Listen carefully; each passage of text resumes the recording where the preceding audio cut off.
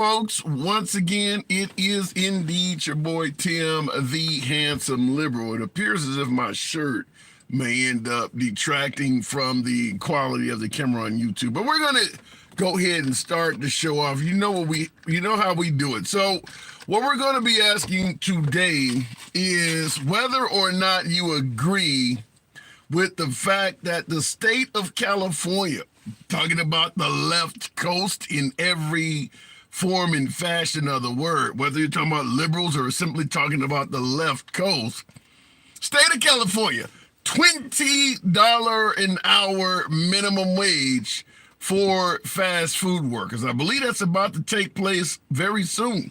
$20 per hour for fast food workers. Is that a good thing or is it outrageous? We're going to be talking about that for obvious reasons. There's been a huge push to increase the minimum wage in this country for at least 20 years. Minimum wage was stagnant for a long ass time. So a $20 an hour minimum wage for essentially burger flippers in the state of California. Is that a good thing or is it outrageous? Also, this is a sidebar, something I never wanted to ever talk about, but listen, we thought it was rumors. We thought it was folks who simply had a hatred for the former president, talking about number 45, talking about Trump. Simply believed it was individuals with a bad case of Trump derangement syndrome. Nevertheless, now we're talking about none other than his own chief of staff, General John Kelly, suggesting that Trump had an affection for Adolf Hitler. Now, I want to give you an actual quote, because this got to be made up, right? There is no way in hell any president of this country would be idolizing a Fuhrer. But this is his own chief of staff, John Kelly, saying it. So I want to get your take on it. Let me know if you think it's bullshit. Hopefully it is.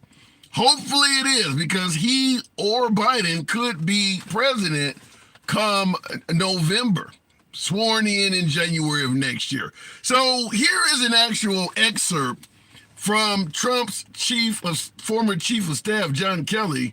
Here's an excerpt from the book he's coming out with, because he's claiming that Trump had this huge affection towards Adolf. Hopefully it's made up. Here's an actual quote.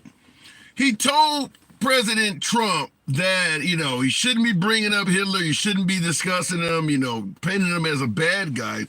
Trump responded, well, but Hitler did some good things. Kelly's response, well, what? Trump stated, well, Hitler rebuilt the economy. Now, we know in this country, a strong economy is incredibly important. But do you credit the fact that Adolf did it for Germany? General John Kelly followed up. He turned it against his own people and the world. Sir, you can never say anything good about the guy. Nothing. But Kelly followed up by suggesting that Trump often praised the fact that Hitler's generals and staff were exceptionally loyal to him. Do you think this is all made up? Maybe General Kelly is trying to sell books? Something of that nature? Or do you think this is actually legitimate, that President Trump had an affection for Adolf? Now, he also, in addition to the claim that he was loyal, I don't know how many of you folks are aware, but Ivana Trump, his former wife, told Vanity Fair in 1990 that he kept Hitler's speeches by his bed. Surely this is all rumor. Surely this is all made up. What say you? We're going to go to the box. I'm hoping this is just a rumor. I'm hoping many of you folks agree that none of our presidents throughout our history has ever favored Adolf. What say you? Also, we will talk about the first topic. That is a $20 minimum wage coming to the state of California's fast food workers. Do you think this is a good thing, or do you think it is outrageous for California to suggest that fast food workers receive a minimum of $20 per hour? Program is, always will remain MAGA friendly. MAGA will always be the preferred guest. Nevertheless, liberals are welcome as well. You know, we run an uncensored program. We don't block, ban, or censor anyone. Come in the box, talking to the host. Yeah, DJ Julio, thank you for the hat and mustache. Doesn't matter.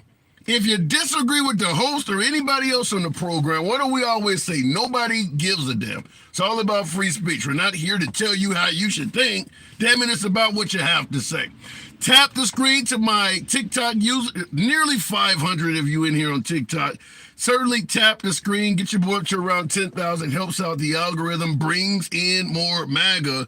And for my YouTube audience, feel free to smash that like button.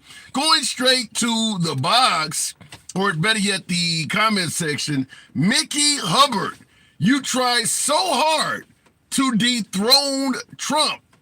Well, two responses. First of all, what am I doing to dethrone Trump? And of course, the second response is Trump right now is an American citizen.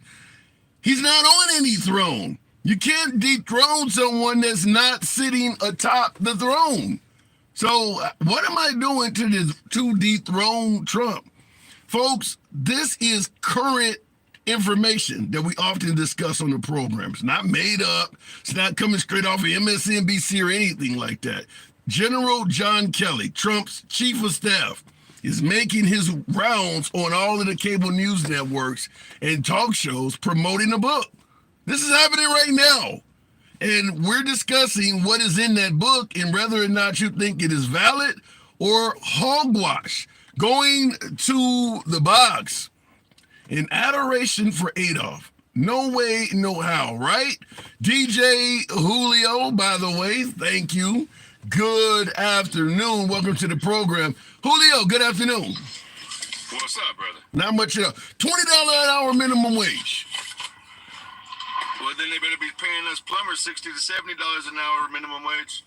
Well, if the minimum wage goes up, I'm assuming that likely will result in a higher wage for folks who are more skilled. Now, let me ask you a question. Once that happens, how are you going to afford a company that now has to charge you $180 an hour in order to pay their employee $40 an hour to come fix your broken pipe? Well, isn't that how it's always worked? Is that, employees have always made more and the cost of goods and services have went up as a result? That's what's been always happening, has it? I mean, close. I mean, I don't know what it's like in California per se, because I don't live there. I live in South Dakota where, I mean, everybody gets around here seems to be getting a fair wage for an honest day's work. Most companies around my area, they're charging $125 an hour, and then they're paying their employees anywhere from $20 to $25 an hour. $125 an hour for what? Like if I were to come to your house for a service call. Okay. Yeah, that sounds about right. Okay. But in the fast food industry, I think the issue is this, Julio. The fact is minimum wage remained nearly the same for about 20 years. And so they're now trying to catch up all at once. Fact is minimum wage should go up probably anywhere between 25 cents and $1 per year. But if you leave it the same for 10 or 15 straight years to bring it where it should be, you're going to have to give a really big increase. Yeah, and not only that, your number 7 is going to cost you, $35 for a freaking cheeseburger and a French fry pretty soon. Right. That's the other side of that. Right. But if you had been given a legitimate increase, small increments, your number 7 would have been going up 20, 30 cents a year, not where now have to go up $4 or $5. Nobody has benefited from keeping that wage the same for so long, except the ones paying it. Yeah, I think the most ridiculous spot, we're talking fast food restaurants. I think the most ridiculousness in that is, when I was growing up, fast food was reserved for the school kids, the young kids coming up, learning how to work, learning how to budget, learning how to be an employee and manager, a business owner. Right. Well, now, I mean, I might be making, if I'm working in the fast food industry around here, it's 15 to 18. But if I'm paying half that wage for a meal, I'm paying half an hour just to eat. Well, You know, we should be going to fast food, getting that dollar menu. Fast food should never be the same price as Texas Roadhouse. I agree with you. Taking my family out. I agree with you, but keep in mind, like you said, when we were growing up, America was not a 24-hour society. When I was growing up, in the 70s and 80s, you couldn't go out and buy a television at 2 a.m. So the 24-hour society has eliminated the notion that all fast food workers are going to be students in school, because you can't have a student out working at 2 a.m. But a lot of restaurants are open at that hour. Do you think they should be making minimum wage at 2 a.m.? You know that's a full-grown adult. No, you should be getting, anything past 8 hours, I don't care what time of the day it is, it should be time and a half. Kids, yeah, if you're in school, you shouldn't be working till 2 o'clock in the morning, but that's why they have other shifts for that. Right. I think my point is if we keep raising, I think minimum wage does need to go up in certain industry, 100%. I don't think fast food is the one, because if it's junk food that we're putting in our bodies, at least make it cheap for us to kill ourselves. So do you believe, that's kind of funny, but so do you believe minimum wage should stay the same forever for fast food workers and never go up? No, because cost of living, it's got to go up regardless because of cost of living. Cost of living isn't just McDonald's, it's electrical, it's MDU or gas companies if you have gas. But it didn't. That's the point, Hulo, DJ. It hasn't been going up. Not even a quarter or 50 cents an hour. You still have most of the Bible Belt states in America. The minimum wage in those states is still between $7.25 and $8 an hour. You could have went back during the Obama years and the wage was the exact same as it is now. It hasn't went up at all. Yeah, you're right, and you're right, and it's the same around here in South Dakota. Now our minimum wage is 15.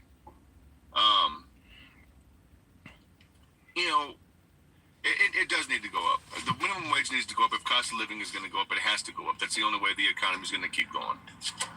So what do you do? So based on what you're saying, the minimum wage has to go up because the cost of living is going to go up. What do you do about the fact that it stayed the same for 7, 8, 10, 15 years? Well, to be honest, I don't have a real good answer for it, because any way you cut the dice, something's going to get expensive. You raise the cost of living, you raise the minimum wage. Now everywhere we go to buy food is going to be expensive, whether it's the grocery store, whether it's the fast food restaurant, or whether it's a sit-down restaurant. It's going to be more expensive. Yeah, but here's the issue, though. If you look at minimum wage, where it stayed the same for 20 years almost, the price of a burger didn't stay the same. They were charging us more, even though they weren't paying it. So these small businesses that we're trying to say need relief from these huge minimum wage increases, what were they doing when they didn't have to pay an increase for 20 straight years? That should be the corporation's issue. If I owned a franchise of McDonald's, yeah, everybody be getting paid what they're worth. And as far as that goes, I don't care if you're 16 years old. If you're worth $40 an hour, you're getting that money.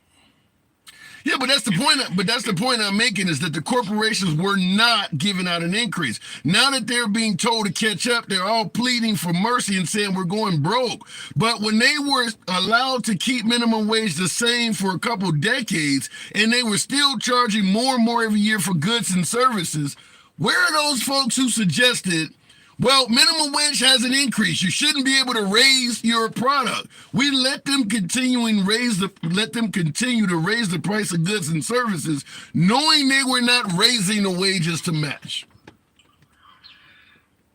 I would put some personal responsibility on people like you and me.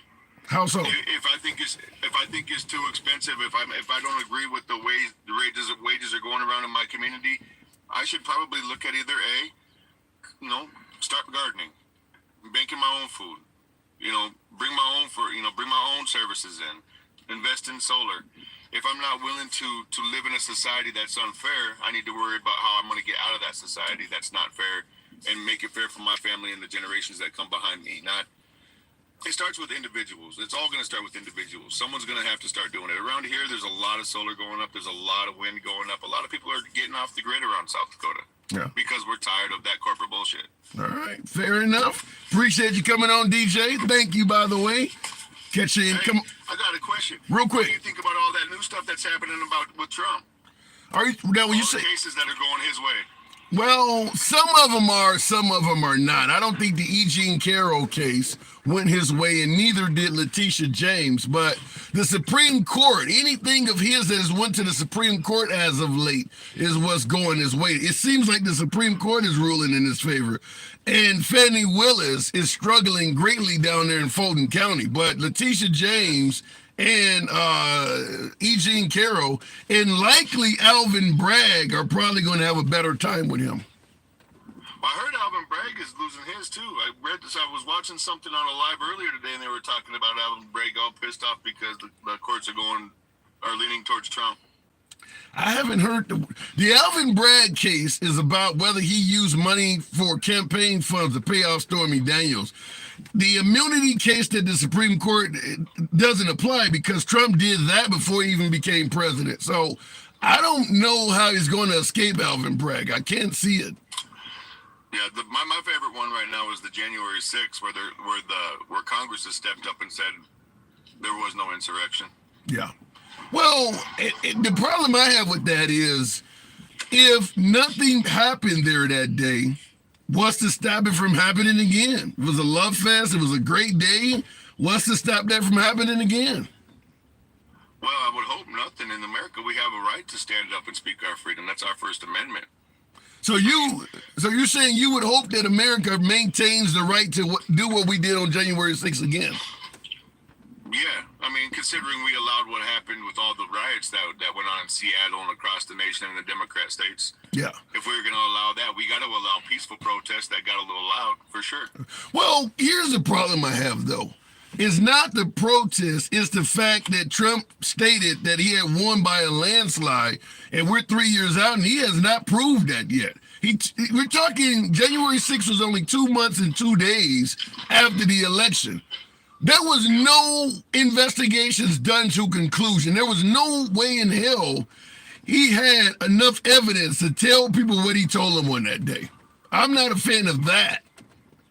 Well, sometimes people put the cart before the horse, but, I've been in enough legal proceedings throughout my life and around enough legal proceedings around my life to know that even for a simple punch in the face, Tim, that case could take 3 or 4 years to finally dispo. And Yeah. what I mean by dispo, if you're not familiar with that, dispo is at the final when the judge says this is your sentence, this is the end. That's a disposition. Yeah, I'm not disagreeing. I'm just simply saying whether it was an insurrection or whether Trump did nothing wrong, I'm not a fan of telling those folks you won by a landslide 2 months and 2 days after the election. There was nowhere in hell enough evidence for him to be saying that quick. I mean, it just fabricated out of nowhere. None of the investigations had come to a conclusion yet. Why are you telling people that? Well, you gotta stand on your case. What case? You don't have any evidence. It hasn't been concluded yet. What case are you standing on?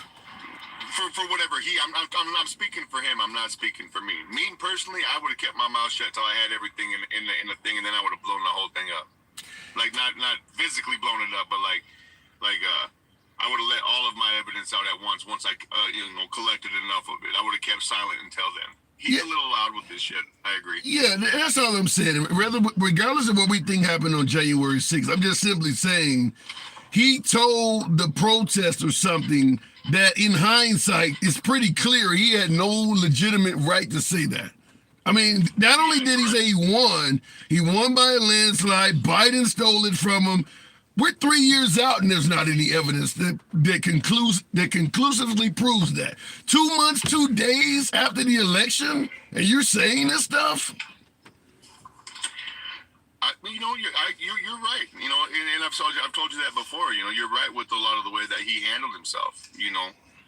Again, I'm not going to defend the fact that he brought it out before he was supposed to. But I truly believe he, with what I've been reading and what I've been seeing online lately in the last week, all of these 91 charges are going to disappear.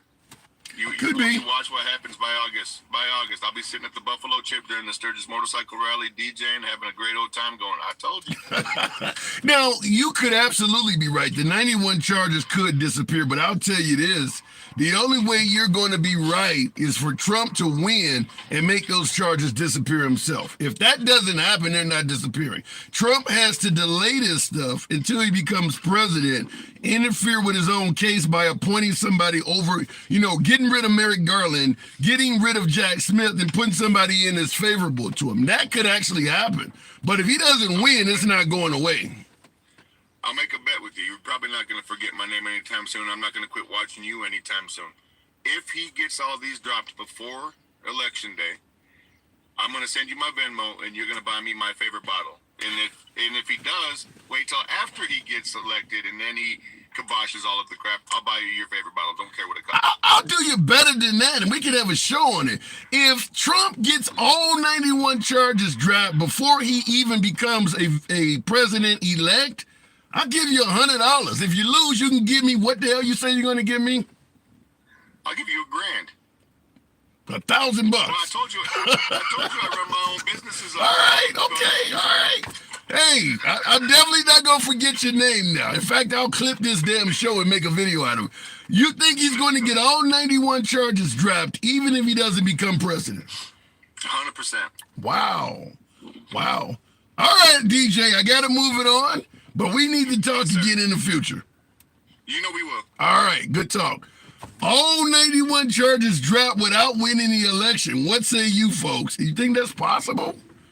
Without winning. That means that man is innocent, and he's going to prove it in a court of law. Could happen. I think that's going to be difficult, though. Now, I will say this. There's no shortage of MAGA, my beloved MAGA, that'll tell you the whole damn system is against him. So if he doesn't win and he's not in control of the system, how does he get the charges to drop if everybody in the system is against him? Wow. Okay, going back to the box. That was interesting. I see on YouTube, Daddy2 Family says easy money. I don't see how he does it, and I'm going to take the MAGA side.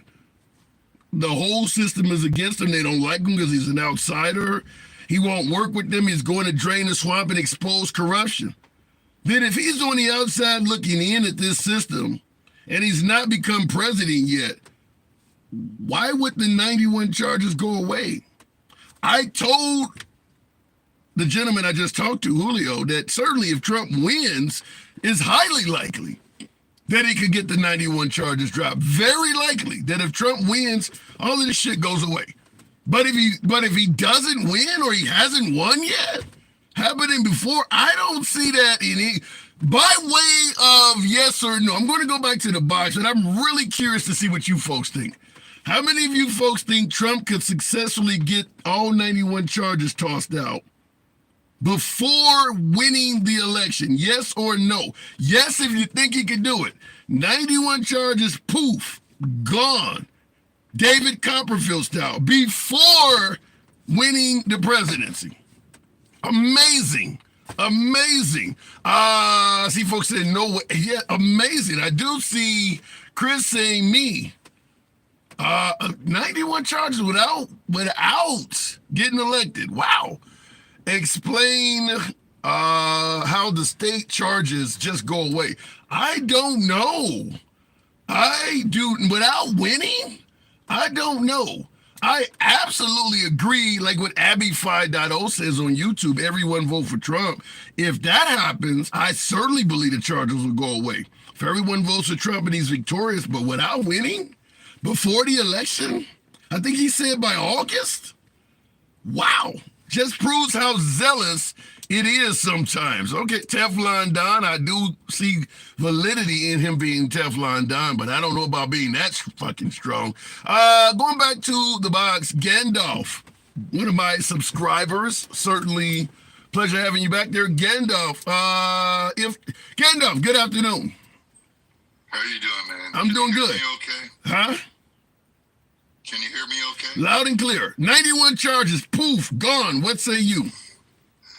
Man, I don't know, about that. I hope so, but I don't know about that. Okay. That's $1,000 I wouldn't bet. Now, and let's make it. I love Trump. Yeah, I'm gonna say, let's make it clear. You certainly are voting for Trump. You're MAGA, but even you feel like that's gonna be a tall order to complete. Yeah, it's going to be tough, brother. Yeah. But as far as the money, the minimum wage, let's go back to that. $20 an hour for fast food workers in California. What say you? Well, look, minimum wage just means that's the minimum they can pay you. All right? Doesn't mean that they can't pay you more. Oh, yeah, right? Damn right. Yeah, we know that. I started working long time ago. I'm 61 now, soon to be 62. I started working at $2.25 an hour. $3.80 for me. Fried chicken. $3.80 for me at Burger King. Wow. Yeah. And I thought that was fair at the time because that was my first job. I had no experience at anything except, has experience. But as far as minimum wage goes, here in Texas, it's like $7 and some change, all right? That just means that's the least they'll pay you. Now, I have a grandson that just went to work at McDonald's, and he is starting out at $11 an hour. Okay. And that's because he had experience as a server at a retirement center. Okay. It doesn't mean that that's what they're going to pay you. Minimum wage just means they can't pay you under that. Okay. So I don't give a damn what minimum wage is. It's all in, like your last caller said, it's all in your experience and what the company wants to pay you. So what if you have zero? What if you're starting out sophomore in high school like I did? I think I might have been a sophomore or a junior when I started working for Burger King. Zero experience. Wouldn't you get the flat minimum wage? No experience? I don't think you necessarily have to, but if you're just a kid going to school, I think it's a good experience. I do too. To make a little less money than everybody else. So you say, hey, Joe over there at the cash register, he's making $10 an hour. What do I got to do to get that? Yeah. It's incentive. Yeah, and this is what I will say, and I agree with you that hard work is a valuable lesson to us all. But here's the issue: when I started working for Burger King back in I think 1988 or whenever the hell it was, making $3.80 an hour, which is about half of what minimum wage is now in a host of states, I could do a hell of a lot more with that $3.80 an hour as a 16-year-old man than they can do now making $7, $8, $9 an hour. Inflation has went up significantly since 1988. I agree. A burger flipper's job is not designed for you to go out and buy a damn mansion and a brand new Cadillac. But if you want to get your hair done, maybe get a nice pair of shoes or haircut in my case, some clothing every now and then, take a date to the movies. You can do that when I was earning minimum wage as a senior. You can't do that now. The wages are so low that their minimum wage today does not go as far as it did when you and I were working. Well, it went up a considerable amount when you voted for Biden. What does that say about Trump? Inflation went up a considerable amount when you decided to vote for Biden. Is that a good or a bad thing? I'm trying to get your judge you on it. I mean, that's horrible. I mean, we're paying more for everything. Every single thing that we buy, we're paying more for. I could go, before Biden became president, I could go to the store and buy a dozen eggs for $1. 99 cents for a dozen eggs. That's when Trump was in office. Now it's like $2 or $3. So would you rather the price of goods and services stay low like they were under Trump and folks earn less money like they were under Trump? I wasn't earning less. No, we're talking about the burger flippers. We're talking about folks who work among us. The kids that you want to learn the value of earning their own bucks. Do you think they should have made less? Would it be better if you paid less for eggs and the guy at the cash register ringing you up also made less in wages? Well, handsome, they all didn't make less. It was dependent on, it was decided by the employer, and that's the way it should be. I mean, if I go into a business, okay, let's say I go into a business, I have experience in ABC, and they need ABC. They're not going to pay me minimum wage, all right? If you go in and you have had no experience except picking your nose and wiping your ass, then they're going to pay you minimum wage. So wait. So let me make sure I'm getting this clear. So you don't think that salaries for entry level workers really went up much under Biden at all? You think it's you said they were. You think under the Trump administration when inflation was lower, folks were still earning at the bottom. Not talking about a plumber or somebody at the top. We're talking about entry level workers. You don't think their salary changed at all from Trump to Biden?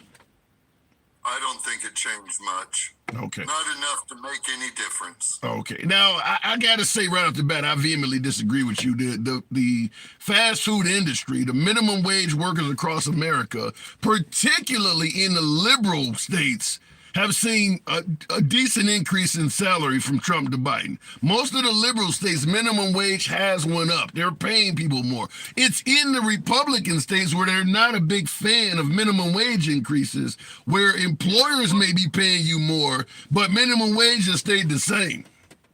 I believe you in that, because this all makes a big circle around who are you voting for. We're going to raise minimum wage so high that it's going to be intriguing to you, but you still won't be able to afford jack crap because we're raising the price of everything else that you got to buy. But it looks good on paper to the Democratic Party. Oh, look, we gave them $10 an hour instead of $7 an hour for minimum wage. They owe us now. They're going to vote for us. In the meantime, your damn milk went up to $5 a gallon. Yeah. Now, let me. I do got to move it on, but I want to ask you. You're an interesting guest. I want to ask you this. In regards to, it looks better in the Democratic cities versus the Republican areas. One of the main chief complaints you hear coming from Republicans about Democratic cities is often crime, chaos, and violence. You don't normally hear Republicans criticizing the salaries in liberal states. Because fact is, if you move from Philadelphia or Chicago or, New York, and you end up living in Chattanooga or Birmingham somewhere, you make less. They pay less in Republican areas. So you don't see any... The cost of living is lower. The cost of living is lower in conservative states also. Yeah, but at the same time, they make a lot less down there. It depends on where you go. I live in Texas, so my cost of living went up only where it is in gas and food, and my utilities actually stayed pretty close to the same. Yep. But why do you think people are moving out of all these liberal states? It's because of the crime. Yeah. It's not because of the wages. It's because they're moving out of New York in droves. I mean, they can't wait to get out of New York and California. And they're all moving to conservative states because and you're correct about that. Californians moving to Texas. A hell of a lot of people are moving to Florida for the reasons you stated, taxes, crime, and things like that. But one thing you don't hear, because you often hear the folks on the right tout how great the economy and things are in Texas and Florida. Notice they don't talk about Mississippi, Alabama, Kentucky, West Virginia. They don't say nothing about those states. Because people are not moving to Mississippi. People are not flooding Alabama or Louisiana. They're dirt poor in those areas. They're touting Florida and Texas, which are doing great. But what about all those states in between? because they know Texas and Florida are prime places to live, and they don't even think about Mississippi or Alabama. Why not? It's a state. People, Americans live there. Why not? Because they go to their history books and they see, damn, Alabama and Mississippi used to suck to live there. I bet it still does. And you don't hear the Republicans bragging about it either. No, we Texans, honestly, handsome Texans are worried about Texas. And we're worried about who's in the office, who's president. That's what Texans worry about. Well, I sure hear your governor there, Greg Abbott, talking about Chicago and New York all the time. I don't hear him talking about Jackson, Mississippi. I don't hear him talking about rural Louisiana. He's always talking about Chicago and New York. Well, he's sending, I'm sorry you broke up, but I'm going to take a guess on what you said.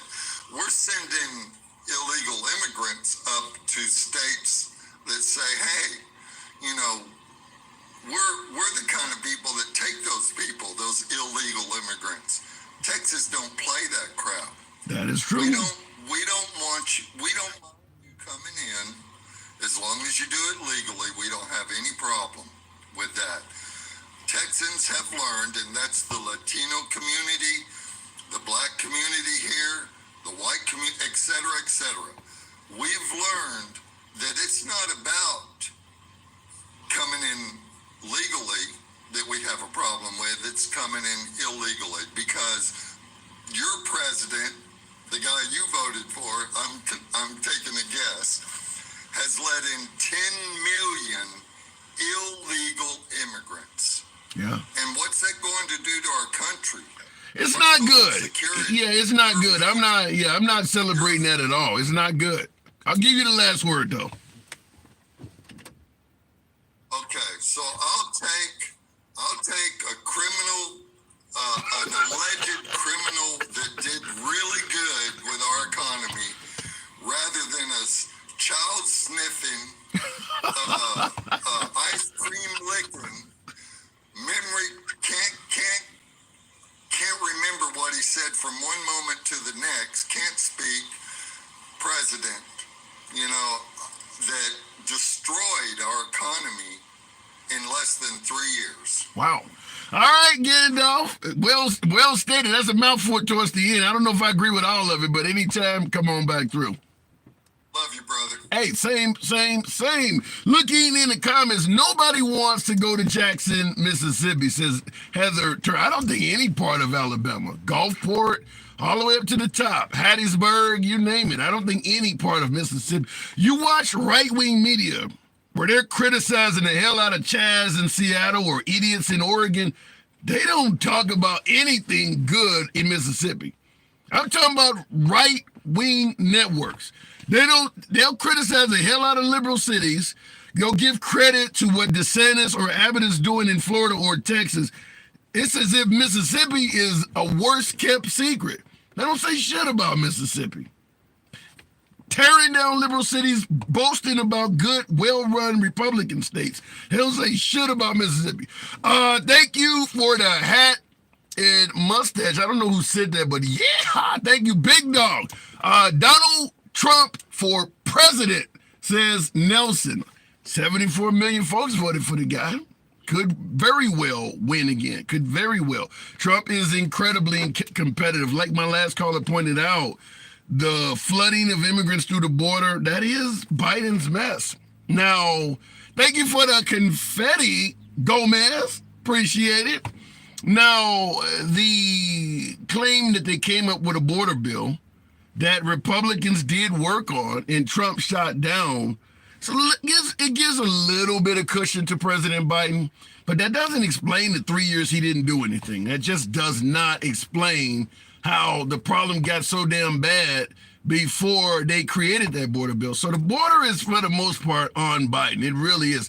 Real quick, Stefan. Yeah! Thank you for the hat and mustache. Well, screw that other mechanic McKinnon. I don't quite get this. Summer of Hell 2.0 inbound. I don't know. I'm assuming you're talking about the Summer of Love, Black Lives Matter, and all. I don't look.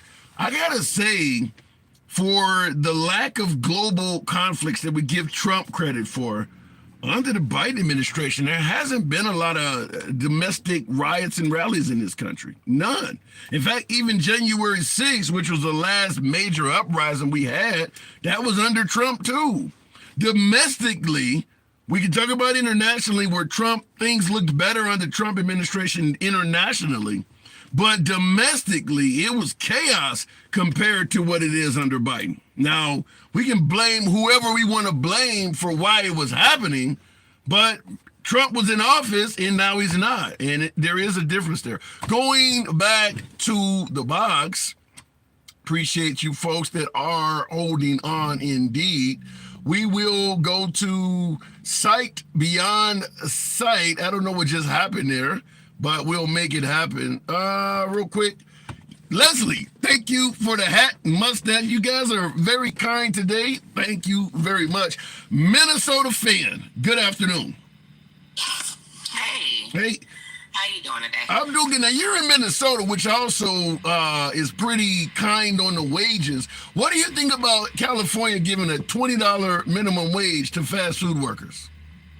I think it's fine. I think the issue is that everybody thinks that minimum wage should be based off of experience. It was never meant to be based off of experience. Minimum wage is supposed to be the minimum wage that people need to survive.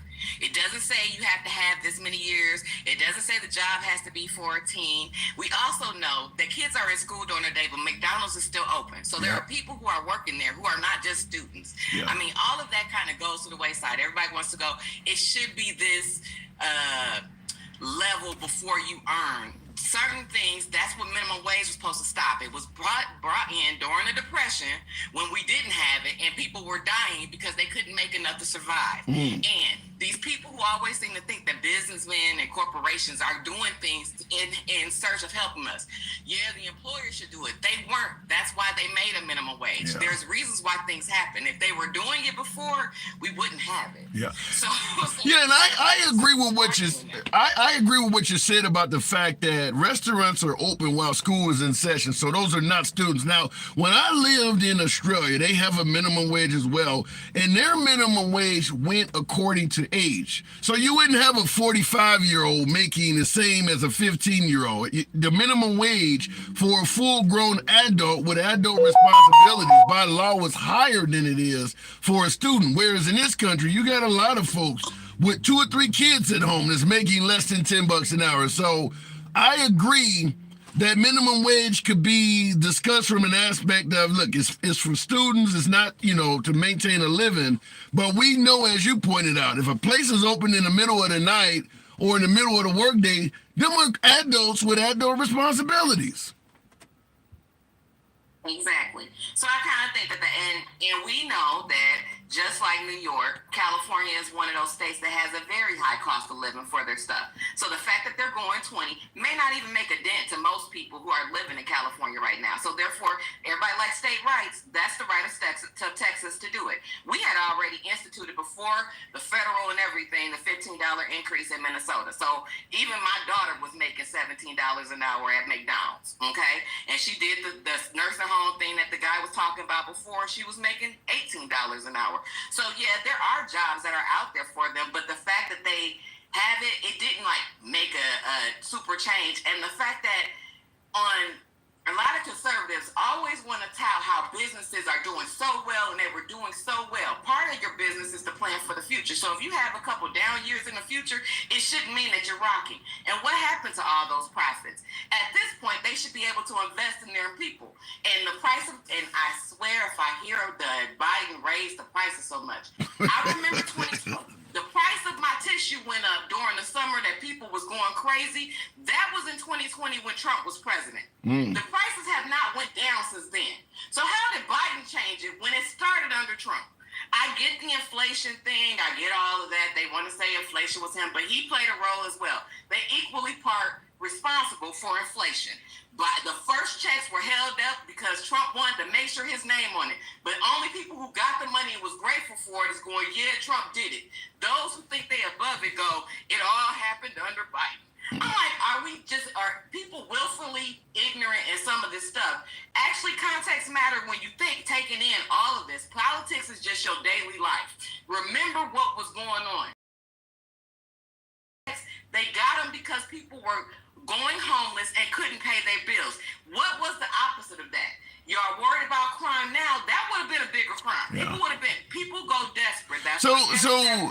Because when you have poverty, you have that. Yeah, but so how do you respond to folks though who say if you push minimum wage up to $20 an hour, you ain't gonna be able to afford a damn burger. It's gonna cost so much money, they're not gonna be able to eat, and that's not gonna be better for the public at large.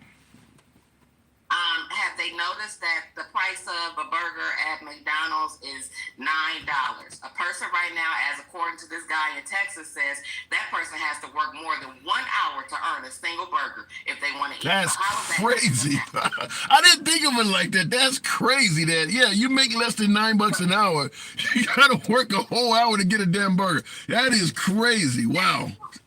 But that's exactly what it is. If the minimum wage in Texas is $7, a freaking Big Mac meal costs $8.99. So what are they talking about? People are not. You're either going to starve them or you're going to help them. They just go, oh well, you should just know better. Everybody don't know better, and everybody got to grow. You start from one point and get there. Then we're supposed to be able to help people start. You want to encourage them. Yes, they'll go and make more money. No one wants to stay at what they started with. You made $3 an hour. You said you were doing very well. Did it stop you from trying to get more? Yeah. No. It just made sure that during that time you were taken care of. So at the end of the day, you don't think that going up $20 an hour is a bad thing at all. You think it's actually good for California. It is good for people to take care of their employees. And I think that's what it is. You want people to work for you. You want people to give their life. We spend if a person works a 40-hour work week, they're probably spending more time at a job than they are at their family. So yes, you want people to be there and you want people to work. You have to make it an incentive for them. And I'm sorry, there is no bigger incentive than give me my money. Oh, all right, Minnesota fan. I can't argue with that last part at all. Appreciate you coming through. Well said. You too. Now she did make a point that I absolutely agree with, because we often hear folks, why the hell would you pay a burger flipper $15-20 an hour? Grandma, yeah! Thank you for that hot mustache. Y'all got me looking real Hispanic today. Folks will suggest, why the hell would you give a burger flipper $15-20 an hour? They can't even get the damn order right. Well, as my last caller suggested, money motivates folks. If you pay people better, you tend to have access to better people. So that like, you go to Chick-fil-A and you compare the employees at Chick-fil-A versus those at the typical McDonald's, and you notice the service is better at Chick-fil-A. Well, so is the pay. So is the pay. They pay their employees better. So at the end of the day, you have to look at it this way. If you're working somewhere and you cannot make any less than what they're paying you by law, your employer is literally paying you as low as they possibly can without breaking a law. They cannot go any lower. What type of employee, the quality, do they expect? I mean, as a former landlord who used to hire contractors to do all kinds of work for me on my apartments, I've always believed in the notion you get what you pay for. If you're paying bottom of the bucket prices, that's the type of labor you're going to get. Folks are wondering why a guy making as low as you legally can't get the damn order right. Well, look what you're paying them. It does have something to do with it. But a lot of folks believe that no matter how low you're being paid, you should go to work, give 110%, and get the job done. I don't personally believe that that's logical. I just do believe that you get what you pay for. If you got a whole staff of people who are underpaid, the quality of your product being turned out is probably going to reflect that. But that's my opinion. Look it in the comments. Better pay, happy employees, happy employees. I agree with that. I really do. I mean, if a person's at work worrying about how they're going to pay the bills and things like that, they're sleepy because they got to do as much overtime as possible, I do believe it will reflect in regards to the output you're getting from them. Real quick, I haven't solicited this yet. Almost 1,000 of you in here on TikTok. Tap the screen Get your boy on up to around 40,000 likes. Let your thumbs not be lazy. Certainly on YouTube, if you enjoy civilized dialogue from both sides of the aisle, without any concern of the host blocking, banning, or censoring you, because we're certainly about free speech here. Follow the program. For YouTubers, feel free to drop a subscription. We're here Monday through Friday, 1 p.m. Now, some of the comments I saw on YouTube in particular were not favorable because we talked originally not only about the $20 an hour minimum wage, and I'll go back to the box, but we also talked about Trump's Chief of Staff, General John Kelly. He's just written a book. He's navigating through the cable news circuits and everything right now. In his book, I'll give you the description of this. This was his Chief of Staff, Trump's Chief of Staff, stating that Trump often spoke favorably of Adolf Hitler. He makes it clear in the book he constantly told Trump to stop doing that. One of Trump's response, well, but Hitler did some good things. This is a quote coming from Trump, according to General John Kelly.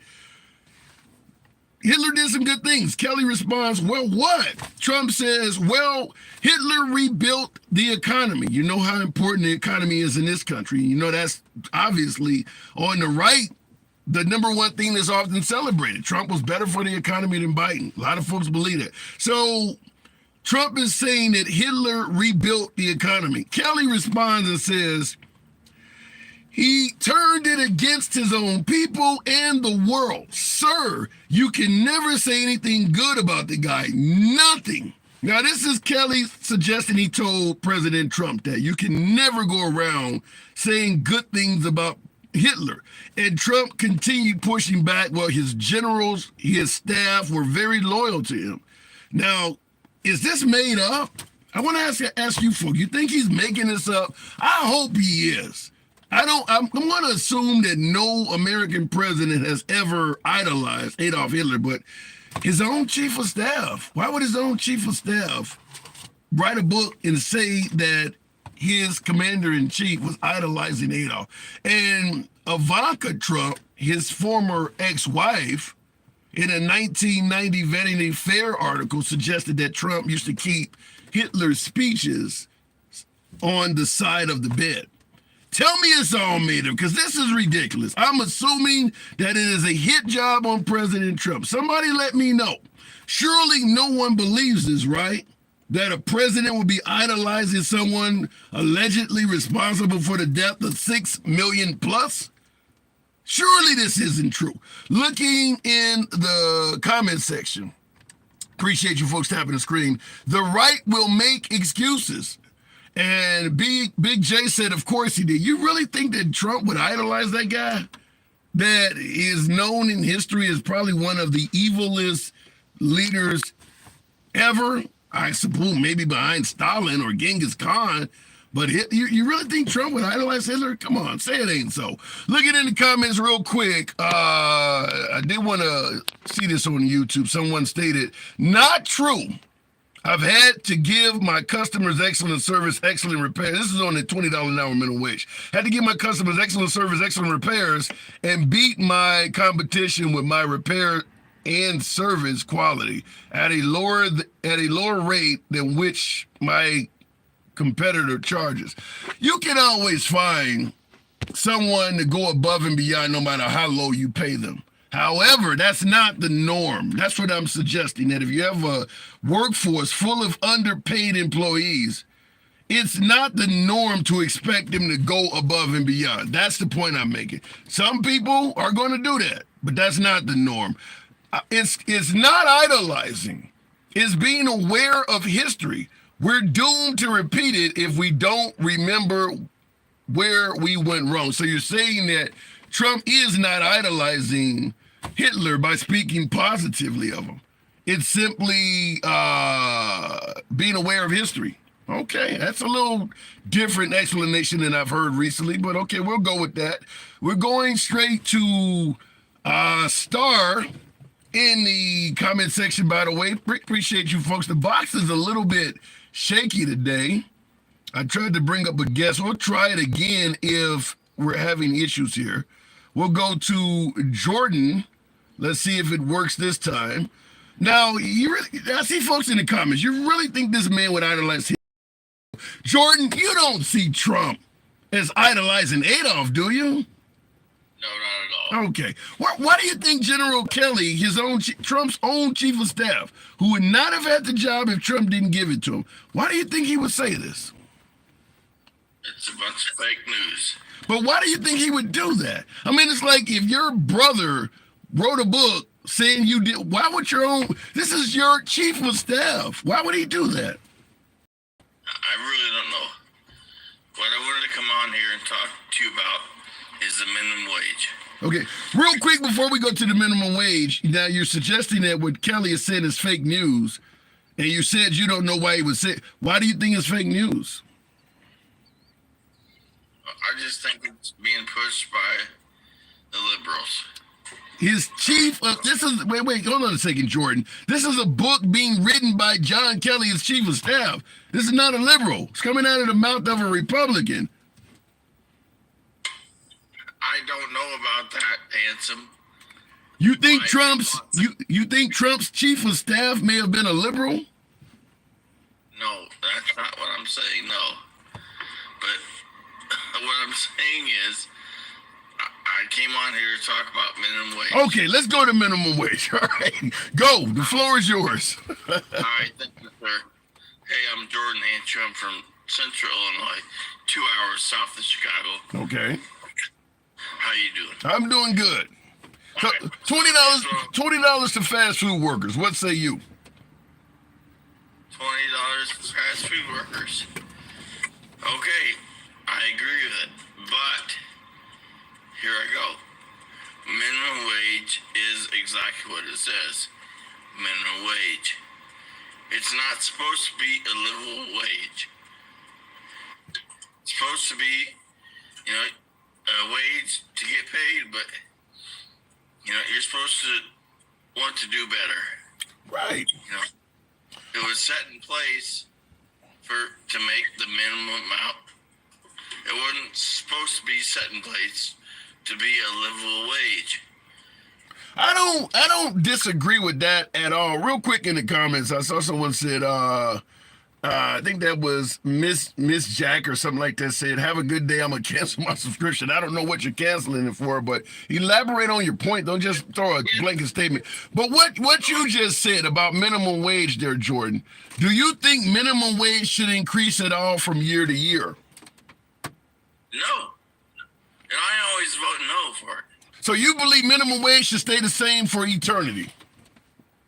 Yeah. Why? It's not supposed to be a livable wage. It's a minimum wage. Why do we need to increase the minimum wage? Guess what? If we increase minimum wage, just like the dude from Texas that was in your box. You increase minimum wage, you're gonna be paying $5 a gallon for a gallon of gas. So let me. So since you brought him up, let me ask you this: because I think he was a caller that stated that he used to work when he was younger, and he was making $2 and something per hour for minimum wage. I followed up by saying I used to earn $3.80 per hour back in 1988. According to you, with your suggestion, Jordan, that minimum wage should stay the same, you're okay in 2024 with paying a minimum wage of $3.80 an hour? That's okay with you? Never raise it. Well, no, I'm not saying that. That's what you just said. You said it should never increase. I'm working a minimum wage job right now with no benefits. Okay, but let me ask you again for clarity. Should minimum wage increase at all, ever? Yeah, I guess so. Yeah, I guess. Yeah. And under what rules or stipulations should it increase? When should it go up?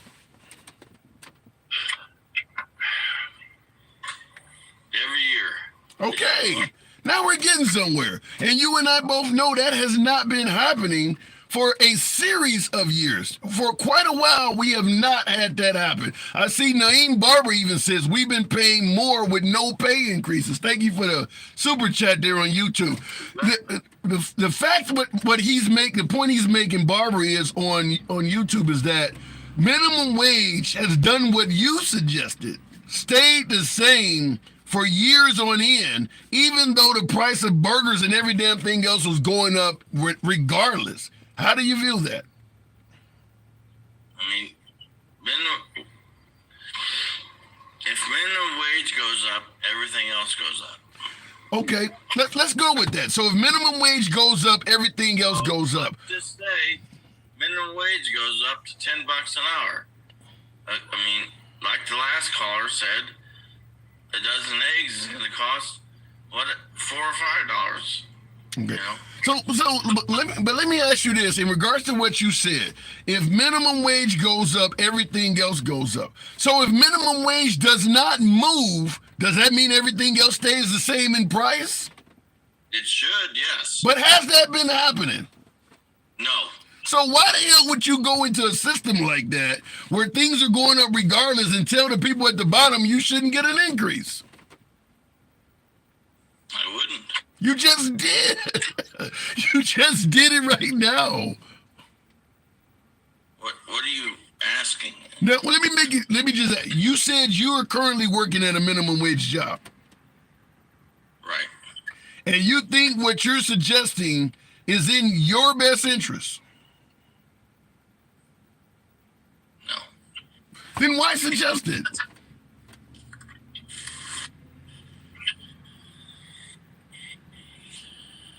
Did I lose you, Jordan?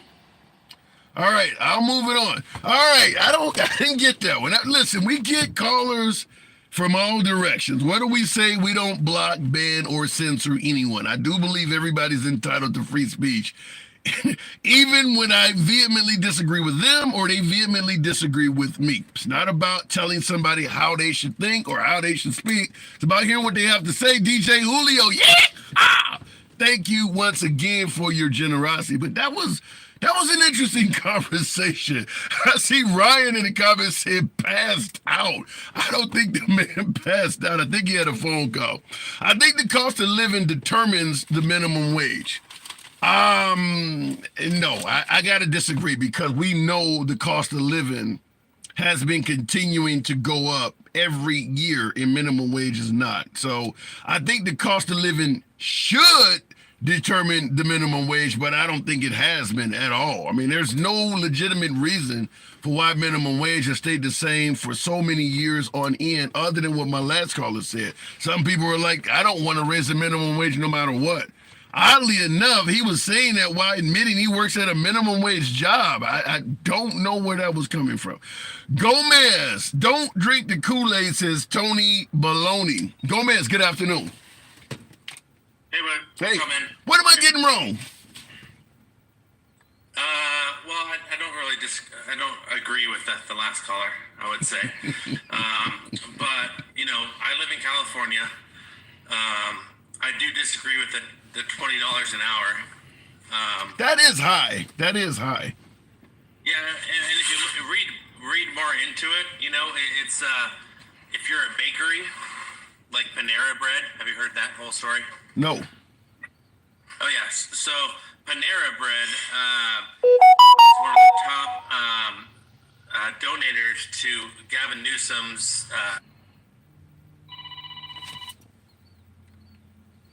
Hang on a second. I call. Go ahead. Can you hear me? Yeah, you're good. Yeah. Okay. You said. Yes. You said they. So funny enough, if you're a bakery like Panera Bread, you don't have to pay that $20 minimum, right? So, first of all, it's all political here in California, like it always is. But it's way too much money for. I mean, houses are crazy out here. I'm a realtor. But why? Okay, what does Panera Bread have to pay? Real quick, hang on. Naeem, thank you for the super chat. Said only two people I know for a fact are wrong: Scientologist and my previous caller. Hilarious. So, what does Panera Bread have to pay? Thanks, Barbara. What does Panera Bread have to pay? They don't have to pay $20 an hour. tell you that much. They're exempt from that whole $20 an hour for fast food workers. It's actually businesses here, restaurants that have 100 or more employees. Okay. So that's kind of for me, a red flag. Well, let me. Anyways, fast food working is meant to be like a short-term employment opportunity, right? It's not like a long-term career. What would you say about that? I agree that it's short-term employment, but bills are bills. I mean, even if you're only going to be here for 6 months, your rent's going to be due 6 months you're there. I would agree more if fast food workers were overwhelmingly teenagers in school. As many of my callers, like Minnesota fan came in and suggested that these restaurants are open when school is in session. These are adults with adult responsibilities. Even if they're only there temporary, they have to pay their bills when they're there. So this is where I believe, just like I stated earlier, when I lived in Australia, minimum wage went according to age. If the person's 40 years old, you can't pay them like they're 15 with no responsibilities. So you would make that, you would have the government mandate that based on age. So why wouldn't companies just hire young people? What do you mean? Because they can't. Taco Bell's open at 2 a.m. You're not gonna get a 15-year-old to stay there to 2 o'clock in the morning. You can't hire them. Same thing when school is in session. There's not going to be anybody you can hire during that time of day that is young like that. You're going to have to hire adults. So do you think that, I don't understand, do you think that the $20 an hour is a good thing or a bad thing? $20 might be a bit high. I certainly agree with 15. This $7.50 bullshit that is existing in a lot of places in the South, that's ridiculous. But I certainly believe 15 is legit just about anywhere in the country. 20, but California, we know the cost of living in California is pretty damn high. LA, San Francisco. I'm not opposed to $20 an hour. I really am not. So $20 an hour, just here in California, you're opposed. You're open to, right? New York, I'd be living, right? Huh? Because the cost of living. Yeah. So then how should we reduce the cost of living, or should that just be because this is the reason why people are leaving California, right? Because obviously, if you raise the minimum wage to $20 an hour for fast food workers, burgers are going to cost more. It's just simple math. Okay. It's going to just go on to the consumer. So this is why people are leaving California. But I'll follow up. Prices are higher. Yeah, but I'll follow up and tell you what I told one of my previous callers. The cost of living and the cost of a burger is not very expensive in Mississippi. Ain't nobody flocking in Mississippi. They're not living large. They're living dirt poor down there in rural Mississippi. Supply and demand. Yeah, nobody wants to live there. So. Right. Yeah. That's why it costs a fortune to live in California. Everybody likes the ocean, the mountains, the scenery, the palm trees. So you're going to cost more. It's going to cost more. Yeah, no, I agree. And I wish more people would understand that. I think they want to change our laws here to make it more, allow everything and make everything cheaper. But yeah, you're right. I tried to move to South Carolina not too long ago. And had a granddaughter born, so I'm stuck here in California. So, but also we also have, of course, great weather. Yeah. And I think that's one thing that's under, not looked at very much too. When you're looking at moving to other states, the weather is a big factor. Well, the weather in most Bible Belt states have good weather, though. That they're still living dirt poor. I mean, the weather in Alabama is very nice. The weather in Louisiana is very nice. They're still living like shit. When Trump said Chicago's a shithole, he didn't say nothing about Baton Rouge. They're not living great down there. So yeah, you get great weather in Louisiana, plus or minus a few hurricanes. But the weather in Louisiana is beautiful. Yeah, I guess it's all subjective. Yeah. But yeah. All right. Here, I do have to move it on, but I'll give you the last word. I'll just say this. We wouldn't be dealing with these huge minimum wage increases if we didn't favor allowing small businesses not to increase wages at all for so damn long. I mean, you got people working for you. You're charging more for your goods and services year after year. Why aren't you giving them at least a quarter or 50 cents a year? Why are you giving them nothing when you're charging the public something every damn year? Give me an example. You name the small business. You name this, whether it's an Ace Hardware or a McDonald's. Every year, their products were going up, and their pay to workers was not. Well, recently everyone's paying more for things, right? So We've always been paying more. Now, under the Biden administration, it may have skyrocketed, but I can tell you one thing, the price for goods and services were not going down under Trump. Every year, you were paying a little bit more. right. Well, there's obviously inflation, right? Inflation is skyrocketed lately, and it's hard to keep up with. Yeah, but what I'm saying is under Trump, when we did not have skyrocketing inflation, we still had inflation just to a much smaller degree, and the salaries were not going up to match it.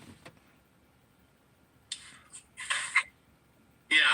Okay. So I see what you're saying. But are you talking about like during Trump's first 3 years, or are you?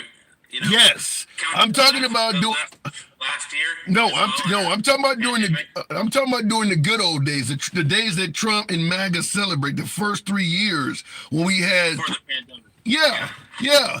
You still were paying more every year for a burger. Might only been 10 cents, but the worker was seeing 0% raises. They were getting nothing. Well, I mean, I would ask you, since you probably know these numbers, how much did it go up under Trump compared to inflation besides Biden and inflation now? Because obviously it's $20 an hour in California. So what's that number? Well, I mean, we can talk about the pandemic, which is why I brought the first 3 years of Trump up and gave him an excuse during the pandemic. But we know inflation under Biden has been more. We can say it's his fault. We can say it's corporate greed, whatever. But the point I'm making is not inflation related. I'm simply saying whether you got a good president in office or a bad one, inflation has been going up no matter what. It just went up a lot more under Biden. But inflation was not at 0 under Trump. Oh, it never will be. Right. But the salary increase, right. Inflation will, hold on, hang on. You're right. Inflation will never be 0. But the salary increase was 0. So what, why did, are you blaming Trump for that? Was Trump in favor of a minimum wage increase? I'm asking you. I don't know. No, he wasn't. The right is never in favor of a minimum wage increase. No, he was not. I mean, I kind of look at Trump as more of a business person than Biden. So right. Yeah. Obviously, it's my view. You're correct though. You are right. And business is never in favor of wage increases. Businesses want to pay little for labor, not more. Yeah, but are you saying that you want government to step in and make it quote unquote fair, which they never do? Without government stepping into the employment world, you wouldn't have overtime. You wouldn't have, unemployment insurance. You wouldn't have sick leave. You wouldn't have workers' comp. Every time you left it up to the corporations, they did wrong by the employee. OSHA, you name it. All of that shit came from employers treating people like shit and government stepping in and saying, no, you can't do that. If you left it up to the companies and removed all government intervention and said, look, we're going to let the people decide, you wouldn't want to work in America. It would be awful. It would be like China. China's a perfect example of a working environment with little to no government intervention. You want to live like that? Well, I would hope that you would agree that government intervention and overstepping is a bad thing as It well. is. Like, It is. It is. If you looked at Boeing and the guy who was mysteriously found unalived, right, for speaking his truth, right? Airplanes have not advanced at all in the last 30 years, right? So there's no reason for them to do so. That's not true. You don't think airplanes have advanced at all in 30? You ever heard of GPS? You don't think airplanes, sonar? I mean, there's all sorts of advancements in aircraft in the last 30 years. You ever heard of dihedrals on the wings? I mean, because I fly remote control aircraft. I can tell you there's been a host of advances since the 90s. There are advances. Are you not finding anything like, is it anything curious to you that he unalived himself? The Boeing whistleblower I'm talking about? Yeah, I've heard about it. Let me just say this. You mentioned government overreach and things like that, just like unions overreach. I don't disagree with you on that, but the point I'm trying to make is you're better off with them than without. If you got rid of unions, got rid of government, I think you'd be in a worse environment than having to deal with unions and government where they occasionally overreach. I agree they overreach, but I don't want to get rid of them. I do got to move it on, though, man. I do have to move it on. I respect that. I want competition. So that's where we disagree. But, all right. Yeah, go ahead, man. Not a problem. Gomez, thank you, by the way. All right, moving the program. I want to acknowledge a super chat. Jiffy Waves, thank you. Says, I'm a McDonald's manager and there are eligibles being hired for cheaper. What is an eligible? I don't, ELI, I don't know what that says, but I would like to, feel free to clarify that. Guest is typical MAGA, short on facts and intelligence. Look, a lot of MAGA are very intelligent. I don't believe that all MAGA is, short on facts and intelligence. I don't agree with that. But looking in the comments, the comment is ineligible. Okay. All right, let me continue moving it on. Tap the screen. Nearly 1,000 of you still in here. Had to turn on my damn air because the device is overheating. I guess I'm talking too much, so to speak. Appreciate you folks that are tuned in, that are tapping the screen. They can get your boy up to around 60,000 likes. For you YouTubers, feel free to smash that like button. Civilized dialogue, both sides of the aisle, without any concern of the host block, banning, or censoring anyone. So certainly a subscription, if you will. Smash that like button. That's how the show is ran. Going back to the box, we'll make it happen with the one and only Pinche Vato Loco. Good afternoon, Pinche. My friend, how are you doing? I'm doing good. We gonna make it work today without you getting banned? Hey, I tried to come right back on last time because he accepted me right back. Why? Because I ain't lying. Okay. So, Trump idolizing Hitler, what say you? Do you think that's real? No. Why do you think his chief of staff would say that? I don't know. Is that what we're on today? We're talking... I very well did about 5 minutes ago. I'm always into getting into your conversation just because it's always a good one, but, Yeah. I haven't been on long enough to understand exactly what you're talking about, because I know minimum wages in California just like the last guy, but... Yeah, we're actually discussing two topics. One of them is the fact that they're raising the minimum wage for restaurant burger flippers, basically fast food restaurant employees, to $20 an hour.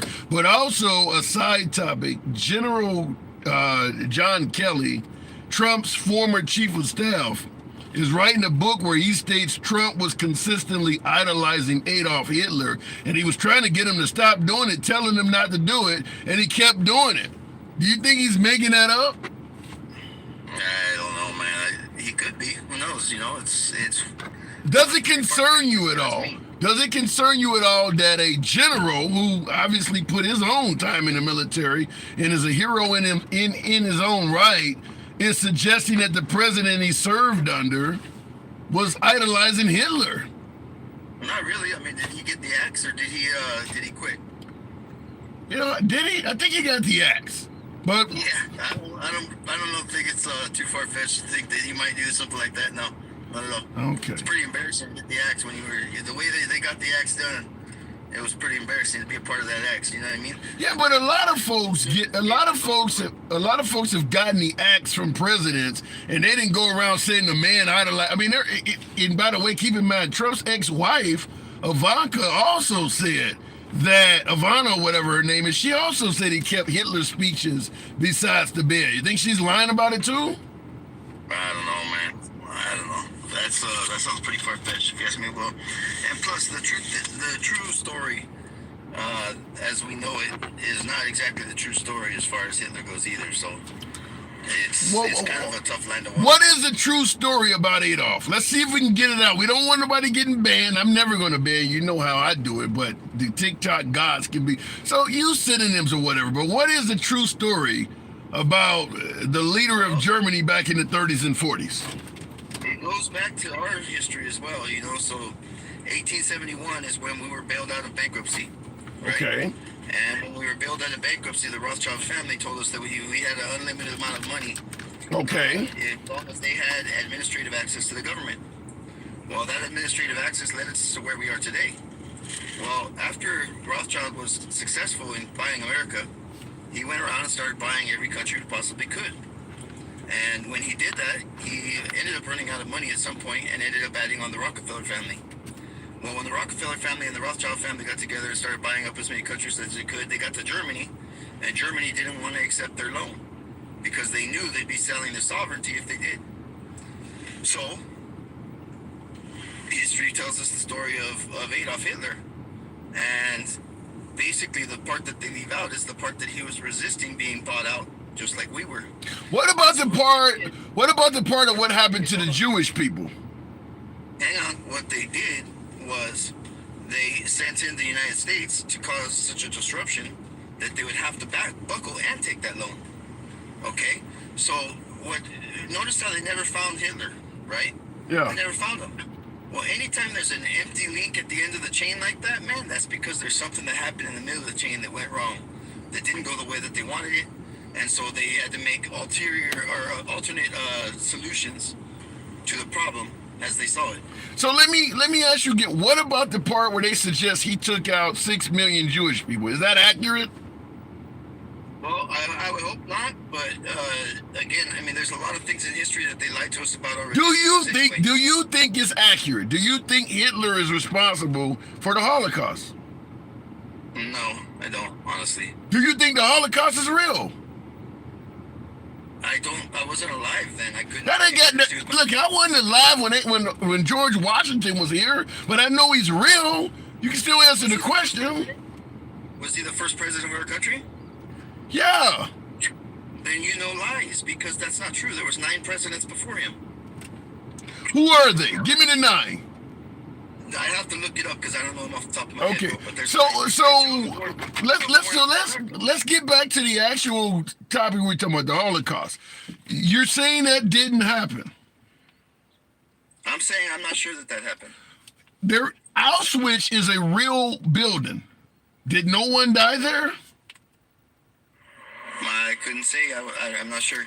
So you believe it's possible somebody's just making all this up? I believe there's an agenda out there that it would coincide with, yes. Okay. You believe the Jewish people are just making all this up? All these deaths, they're just making them up? Which Jewish people are you talking about? The Zionist Jewish people? I'm talking about virtually every Jewish. I've never seen a Jewish person, no matter what kind of Jew they are, suggest that the Holocaust wasn't real. I'm not suggesting that either. I asked you, was it real, and you didn't say it was. I'm saying I can't say for sure. I don't know. Why don't you know? Everybody says it is. Why do you have a different opinion?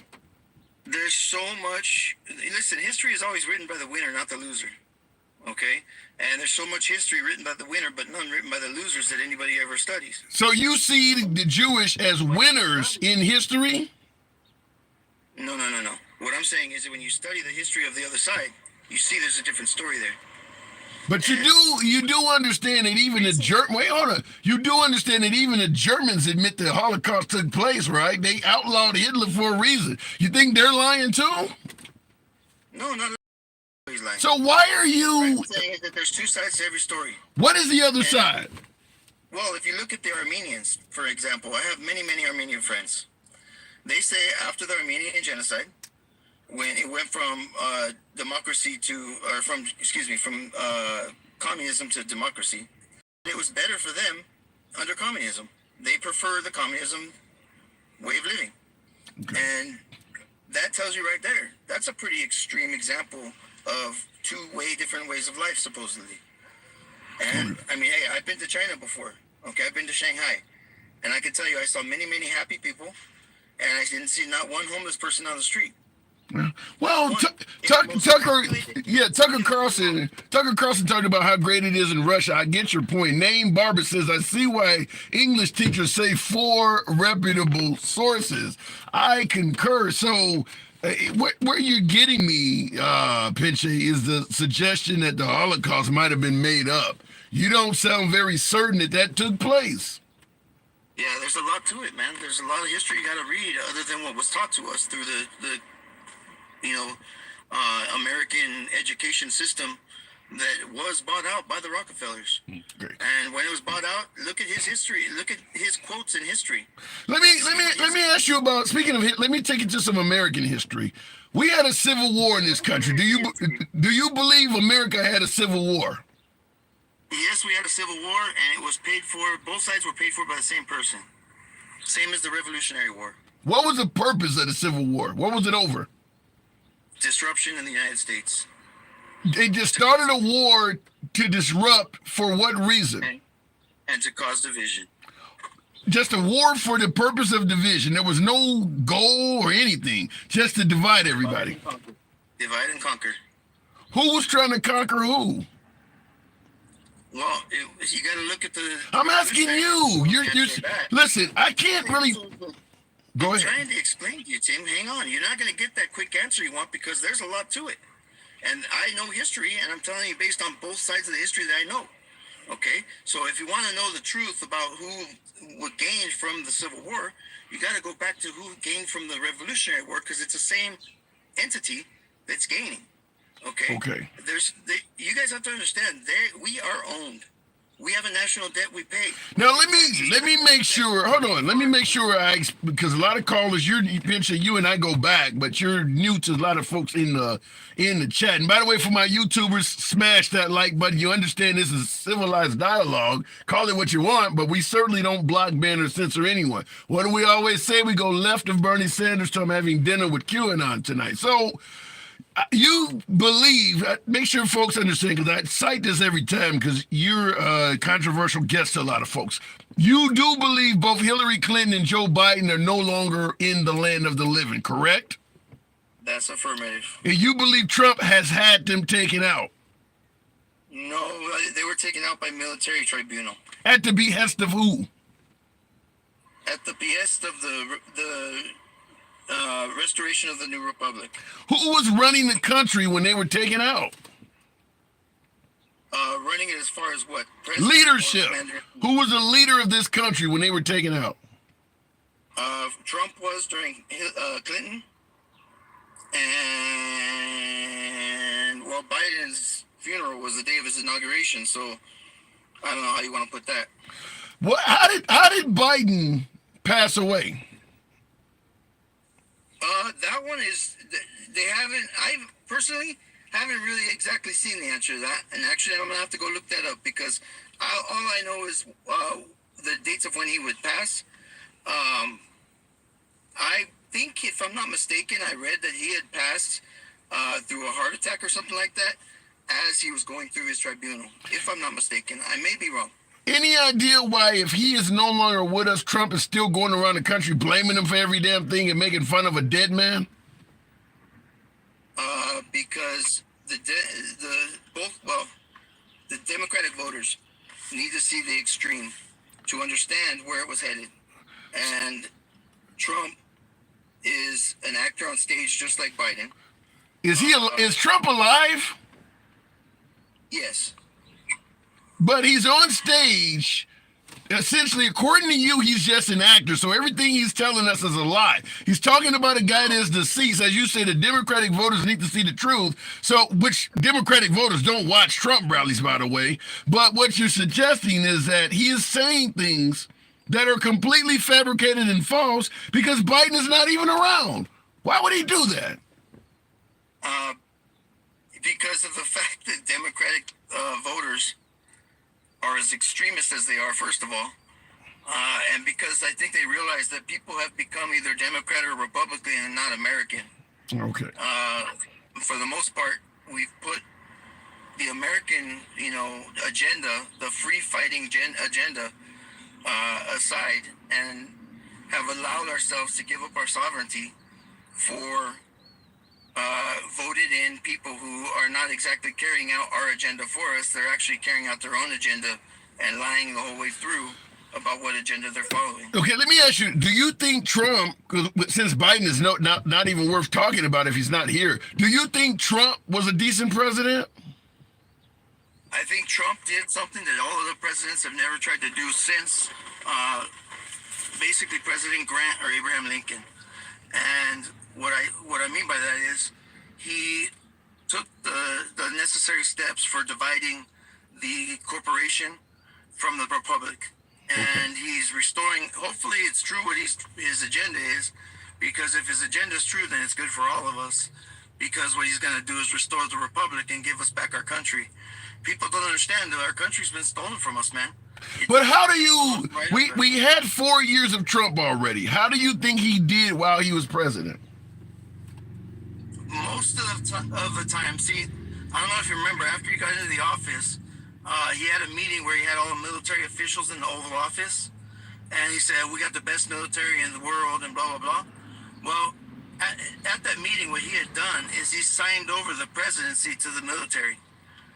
And when he did that for the purpose of restoration of the republic and to get the corporation out. But you're not answering my question. How did he do as president? I think he did well. Okay. I think he did a very good job.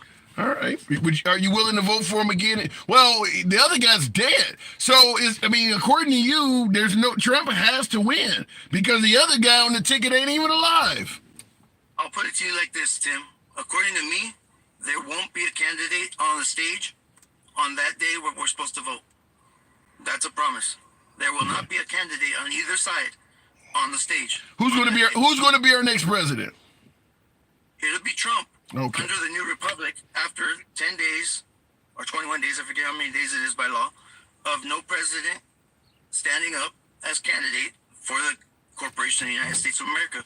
All right, Avante, I could talk to you forever, man, but I do got to move it on. You survived without getting blocked. Wow. Come on back through. You know what we got to do. And I've been seeing the stuff you said to me. I will talk to you offline, but and I just got to say, real quick. I got blocked 3 or 4 times on your show, and every single time I'm right back on. Now, there's a reason for that. And all these people in the chat, I love your chats because they like to talk a lot of shit. But they need to know, you can block me all you want, but I'll come right back because everything I shoot is the truth. All right, Pinche. All right. Now, a lot of folks are going to argue whether what you're shooting is the truth or not, but you're always welcome on the program.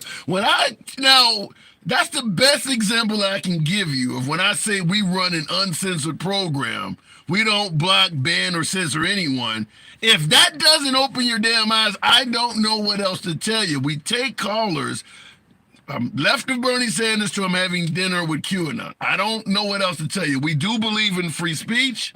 Some might suggest to a fault, but we absolutely believe everyone has a right to speak. So at the end of the day, if you do enjoy civilized dialogue from both sides of the aisle, without the host block, banning, or censoring anyone, you are in the right place. Feel free to follow the program on TikTok, my YouTubers.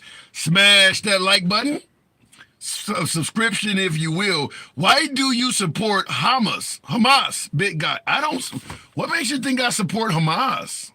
Look, if you got a reason, elaborate. Now, certainly go into it, but just simply on its face, what if we haven't even talked about Hamas? So yeah, certainly elaborate on your statement. All of Hollywood are wearing ankle bracelets in y'all's face.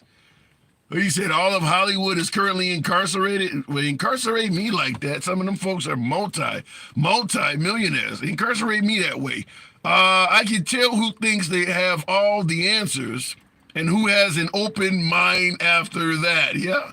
America being a corporation and its stock is it, people. It's true. Look it up. Your social security numbers and your name on the New York State game. If you don't believe me, do it right now. He agrees with my last caller that America is a corporation. Going back to the box. We get some interesting callers. There's no denying that. We get some interesting callers. Going back to the box, we'll go to Nico Patterson. Good afternoon, and Nico. Good afternoon. Can you hear me? I can hear you, sir. Okay. The floor is yours. I'm sure you've been listening in. Have you heard anything of interest? Yeah, and I want to tell you, I've been watching you for a while, and I really didn't know what to think. But I just got to say to you, like some civil rights leaders said to Nicole Nichols, is that you're doing a good job, especially when it comes down to representation. I do like to see the representation, especially being a person of color myself. Thank you. I think we are ops, but I just got to say that you and your program, it's a light in the darkness. I want to say. Wow, I'm honored.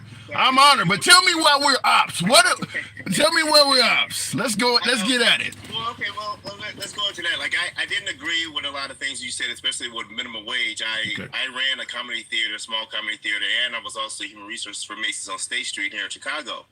And I don't agree that we need to sit up here and do something as old as what Oprah Winfrey went through about saying, hey, you don't have that many responsibilities, so why should I pay you like the next man that is doing the same exact job as you? I don't agree with that. And I think the problem is that we invest in the company, but we don't invest in the people who sit there every single day and have to, and I really do talk about like just fast food workers and hospitality.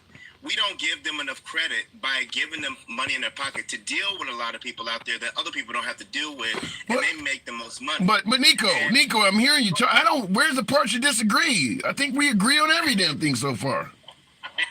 I thought you said earlier I've heard some of your lives as well, but I thought you said earlier that they shouldn't be paid that much if they don't have that much responsibility. No. Which I don't understand. How do we quantify that when we know for a fact, especially someone who looks like us, that we know that at a young age we have to step up as the leader of the house at 15, at 14. I mean, my grandmother grew up in Mississippi on a plantation, even though that's old. But she had to stop third grade to actually cook and clean and work for her kids. So I just don't like that whole entire idea. Just because you're a certain age doesn't mean that you don't have responsibilities. Yeah. So in the long run for that, I just think that we just need to make it clear across the board, because that's something that I did when I actually ran a theater. I said, I don't care if my box office person, my bartender, or my server are getting paid differently. I want them to get paid the same. Now, how they make their side money as far as their tips, that's on them and their personality. For me as a company, though, I want my customers to come back, and one of those first stands alone is the people who I work for. So if I'm going to invest into something, I'm going to invest in the people that to not have to worry about a second job. If you want to come here and it's a part-time job, I'm gonna make sure you get paid. But first, I don't want to have you look. Yeah, I'm not. Well, I'll just say the reason why I'm not really interrupting you, because you're kind of echoing what I said, which was, I mean, you started out by saying we were ops. I mean, most of the stuff. Now, I do believe that an inexperienced worker that's starting out should make the lowest of the low, but that doesn't mean the low should be 10 cents an hour. I do believe you pick a minimum wage, and the minimum wage every year should go up commiserate with what inflation is. I don't believe that minimum wage should stay the same for 20 years or whatever the hell they did. I don't believe a burger flipper job is designed to buy you a mansion and a new Cadillac. I get that. But that is no excuse to keep it at 0% increase for 20 years. So I think we agree on this. I think we, I thought I just heard you say, like I said again, I was just in opposition on the fact that we can't really quantify saying that somebody doesn't have that many responsibilities just because of their age. We don't know their lifestyle. And I think it all depends on where you live, especially Chicago. It's expensive as hell here. Right. The transportation, and then we already know, we can go both ways on calling Chicago a bad place to live or a very scary place to live. I know I'm born and raised here. I mean, I've gone through it. I understand it, but I've also have lived in other places around the USA, and I mean, there's crime everywhere. But anyway, I thought we were a little bit of an. No, we're good. We're good. I don't think. And by the way, I'm 74th and Stony Island. I'm very, very familiar with Chicago. 30 years there. I got to move it on, though, man. I do got to move. Yes, sir. Very familiar, though. Appreciate you coming in. All right. Looking in the comments. Thank you, Democrats and black voters, for making Chicago a hellish city. Yikes. It is a hellish city. I can't argue with the fact that Chicago has a lot of violence in it right now. I suppose the administrations have been Democrats, so I can't disagree with you on that. I mean, they've gotten softer and crap and things like that. But as I keep pointing out, you hear the right talking about all of the shit going on in liberal cities. They don't talk about Mississippi and Alabama. It's hellish there too. Just because you're not talking about it don't mean those people in Mississippi and Alabama, Louisiana, West Virginia, Kentucky are not suffering. Just because you're focusing on the hell in liberal cities don't mean you don't have some hell in your own. Going back to the box. I had a great time in Chicago, got drone shots of Lake Michigan. The tourist areas of Chicago are still very nice. Stay away from the south and west sides. But, Navy Pier, the museums, Magnificent Mile, plus or minus a couple national shootings on Magnificent Mile. But the tourist areas of Chicago are still very nice. It's still very nice. Going back in the box. Democrats in liberal states are the ones with the trouble. Democrats in liberal states are the ones with the trouble. Yeah, and Republican states are the ones with the poverty. The lack of insured citizens health-wise. You don't hear that coming out from the right. They don't talk about it. And by the way, the notion that Democrat and liberal states are the ones with trouble, Memphis, St. Louis, Little Rock, Baton Rouge, Houston, very violent cities. You said liberal states? Those are Republican states. The city might have a Democratic mayor, but those are not liberal states. In fact, I believe some of the most violent cities in America are in Republican states. So think about that. Going back to the box, we'll keep it moving with Mac White. I think that says there. Good afternoon and welcome to the program, Mac. I don't know why it's not letting me bring you up. We'll give it another. Well, I just hit something else there. Drew, good afternoon. Hey, good afternoon. How are you? I'm doing good. You've been tuned in. Now we're talking about a $20 minimum wage in California and asking whether you think that makes sense. Now, California has a huge cost of living. And as a side topic, President Trump's former chief of staff, General John Kelly, is suggesting the guy was idolizing Adolf Hitler. What say you? Well, I mean, look, the minimum wage is a tough.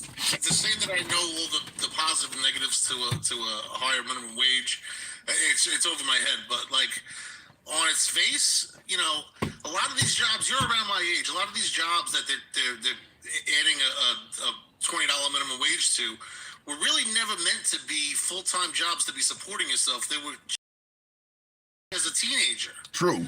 You know, they were teenagers' jobs that like now have gone to people trying to make a living, and I don't know the dynamics of why that happened. I can tell you that with you and I being near the same age. I mentioned this earlier in the program. Back when you and I were kids, America was not a 24-hour society. As I pointed out, you couldn't go out and buy a television at 2 a.m. Places are open to sell you that now. So the reason it went from teenagers, as you're talking about, is these businesses started holding 24-hour schedules. You can't get a student to work at 2 a.m.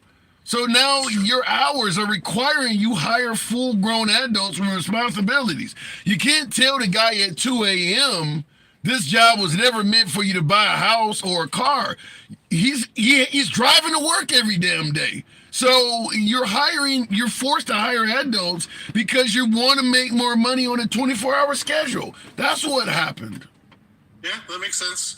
And then also you worry about, you know, technology now. We have AI, we have robotics, we have kiosks where, you know, these corporations, if they're forced to pay a $20 minimum wage, they may just be forced to replace the workers with a kiosk. You know, wait a minute, Drew. Now I've heard that before. You're not the first person to suggest if you raise the wages, they're just going to automate things. You do realize they've been trying to do that anyway. I mean, Walmart, for instance, perfect example. If you raise wages, people are going to be automated. Walmart automated all its cashiers. Did anything go down at all? Did the price of food go down? Anything? They were not even giving people a raise or an increase, and they still automated every damn thing, and they didn't pass any of the costs to customers. That's the point I'm getting at. Like it would almost be look, corporations want corporate profit. That's what they want for their stockholders, right? They want each quarter to be higher than the last, so their stock price goes up. Right? So if they have an excuse to automate, if they have even more of an excuse, look, we can't afford the $20, so we're going to automate now just to save face in society and then end up doing that. Yeah, but here's my counterpoint. Here's my counterpoint. I like the idea of a higher minimum wage. I think it's a good idea, you know, in theory, but I don't know what the repercussions of it. Well, here's what what I don't like is what you're talking about, corporations using the excuse, well, if you raise wages, all this other stuff's got to happen. They got to charge you more, and we can't keep the doors open. Where was that same logic when they were allowed to keep minimum wage the same for year after year? Or like I mentioned with Walmart, okay, if wages are raised, you got to automate. Okay, well, when wages were not raised and you still automated, why didn't you pass any of that savings on? You got rid of a bunch of cashiers. You weren't forced to pay the ones that were there any more money, yet you didn't pass any of that on. But the minute times get hard for you, you want to pass that all on to us. Things were great. Hold on. It's not fair. It's the right. Of the beast. So no, it ain't it's not the nature of the beast if you don't buy the bullshit. If you don't let them get away with it. I'm saying corporations are meant to, you know, they're trying to squeeze as much profit as they can out of things. Whether that's right or wrong, you know, I guess depends on what side of the fence you're on, right? If you're the worker, you don't like that, and if you're the investor, the investor. How about being an unbiased viewpoint from the outside? Here's the point I'm trying to make over and over again: is this: you can't tell me that if wages are raised, you're going to be stressed and you got to pass that stress on to the consumer. But if things stay the same and you get all kinds of benefits, you don't have to get nobody shit. And that's the point I'm making, is that minimum wage stayed the same for about 20 years, yet prices were still going up. You got the benefit of keeping minimum wage the same for 20 years. Why didn't food go down? You're doing well. None of the benefits are passed on to us. I would say that a lot of our social programs was almost like corporate welfare in that respect. You know, so in other words, that they were subsidizing their lack of paying their customers and allowing them to get social benefits. working for cheap amount of money, and also being able to pick up, let's say, like SNAP benefits and everything else. So that's really essentially corporate welfare, because the corporations weren't paying enough for them to be able to sustain themselves on their own by their pay. Yeah, you're talking like a liberal. I think they're more corporate welfare than they are social to the people. It's almost just, you follow me? Yeah, and not only do I follow you, but you're talking like a liberal. This is an argument I've often had with folks on the... Huh? I used to be a liberal. Yeah, well, that's the argument I used to have with folks who would suggest, the government has no right to tell employers what they got to pay. I would say exactly what you said. You're letting them pay less, and you as a taxpayer are subsidizing the difference because they're paying so low. The employee qualifies for food stamps or welfare. So they're coming to you as a taxpayer to make up the difference that this wealthy guy is not paying them. But folks on the right keep insisting the minimum wage should not go up. Why is that? Because their donors are big corporations, and they pander to their big corporations, multinational corporations. I mean, I don't know what you want me to tell you. Their big voting bloc are these corporations, on both sides, by the way. Yeah. I don't disagree with that. You hit a home run with that. That is exactly why. And I said it all the time that I believe that Republicans are more sympathetic to the wealthy and suspicious of the poor, and the Democrats are the exact opposite. Because anytime you talk about helping out... But really, it's a matter of just cutting up the voting blocks. They just, in other words, I don't think Democrats that are in office give a shit about poor people. I think that's just their voting block. That's who they pander to, because they carved out that part of the vote. I don't think Hillary Clinton sits down in the middle of the night. I believe that. I agree with you. I agree, but I'll tell you this. I agree with you 100%. But I'll tell you this. If I'm suffering and you don't give a damn about me, but you're helping me out because it benefits you, then at the end of the day, I'm going to give you credit for helping me out. Fact is, the system is good. Hold on. For the balance of it. Fact is, Abraham Lincoln admitted he wasn't interested in freeing blacks from slavery. He stated, if I could end the Civil War without freeing a single slave, I would do it. If I could end it with freeing them all, I would. He just wanted to end the war. I don't care why you did it. It helped me out. If Hillary Clinton doesn't give a damn about poor people, which you're probably right, but if you're passing laws that help me out, then I'm going to give you credit for that. That's all. I agree, and that's why I think a two-party system is important. At least a two-party system, because you're getting that yin and the yang. You're getting both. I think it's important. Again, I mean, I don't think that one party should be ultimately in power and not have the yang of another party. I think it would mess up the. So then, let me ask you this, because you said you used to be a liberal. If I'm a minimum wage employee, and making more money is my primary concern for why I vote, who should I vote for? Yeah, I agree with you. They pander to somebody who's a minimum wage employee, so you should certainly vote liberal, vote Democrat. So if the liberals pander to minimum wage employees, who does the right pander to? To multinational corporations, big oil. You sure you're not still a liberal? You sure you ain't? I'm an independent. All right. I think you kind of pissed off a lot of people. I kind of moving on, Drew. Appreciate you. Hold on a minute. You wanted to talk about the Trump thing, and I thought that was interesting. That part. With, I'll give you a minute. Go ahead. Yeah. This probably isn't a good answer. This probably isn't going to be a popular answer either. But listen, Adolf Hitler. I know you're not supposed to say his name. But he was very effective in rounding up Germany and getting them behind him. So if he was, and again, this sounds so bad, but it does. But keep going. Sounds bad as hell, but keep going.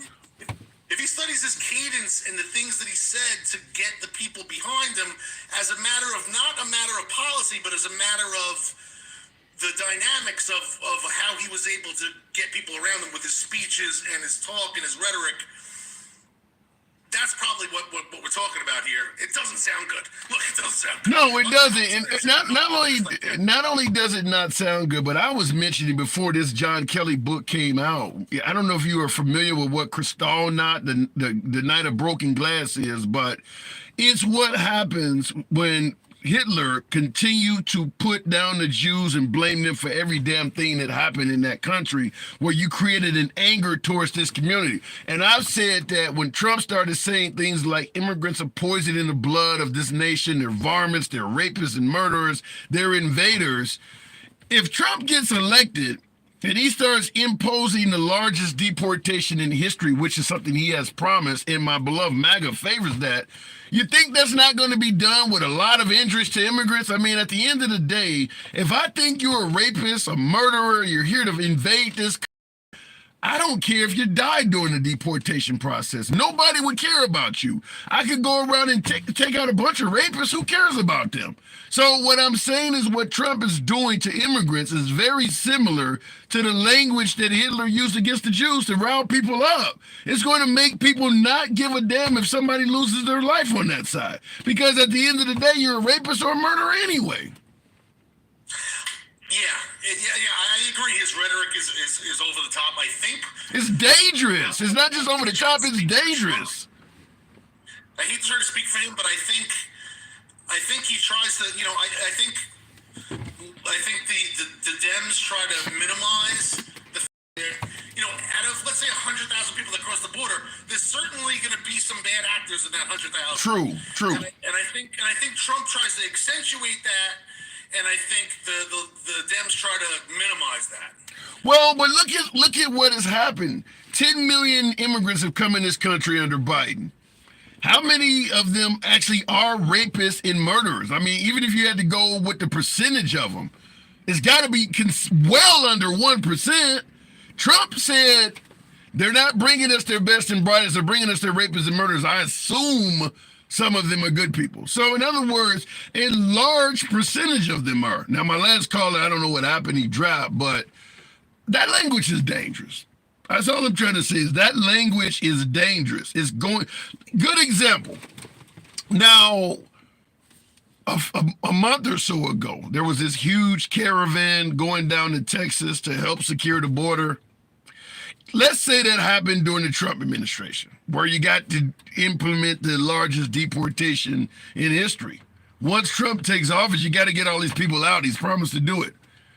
If one of them caravan members was accused of hurting an immigrant, trying to get him out of the country, maybe the immigrant tried to flee or something, you think Trump would really want them prosecuted?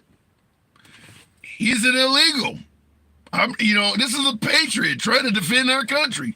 You think Trump would really want any of those folks in the caravan to be prosecuted if some of the immigrants suggested they were roughed up or injured? Who would? They're rapists and murderers. Nobody give a damn about them. So that's the point, is that you can lead to a massacre, really. I lean left. I don't give a damn if a rapist or murderer is taken out. It's a bad guy, an invader, varmint, that's poisoning the blood of the nation.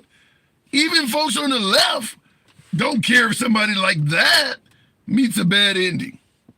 So the point I'm trying to make is his language, over the top as it may be, people believe that stuff. Lots of people believe that. That is what can get people killed by the thousands. This is why I mentioned Kristallnacht, Night of Broken Glass in Germany. If you don't know what it is, look it up. But it's when the citizens really went around Germany, almost like the Purge. It was almost the exact same plot as the Purge, but it was in real life on all Jewish people. Their shops, their businesses, their lives in one night. That's what can happen when you paint people out to be here to really hurt and harm everybody. Looking in the comments, and I see Jules said, I can so easily see that happening. Yeah, look, I'm not for what Biden has done at the border. I believe Biden failed at the border miserably. For the simple fact he continued saying there was no problem at all, Kamala wouldn't even go down there and look. There's a problem. But that don't mean you portray everybody as here to kill every damn body or rape everybody. Trump has went above and beyond. And I do believe that he could lead to people getting injured, getting people killed. I do believe that. Looking in the box. We'll keep it moving with, and I hopefully he stops that, but not likely to happen. And at this point, I do believe too many people have dug in too deep. Eric for president. Good afternoon. Welcome to the program. Is over there. I don't. Eric, can you hear me? Hey, can you hear me, Tim? Loud and clear.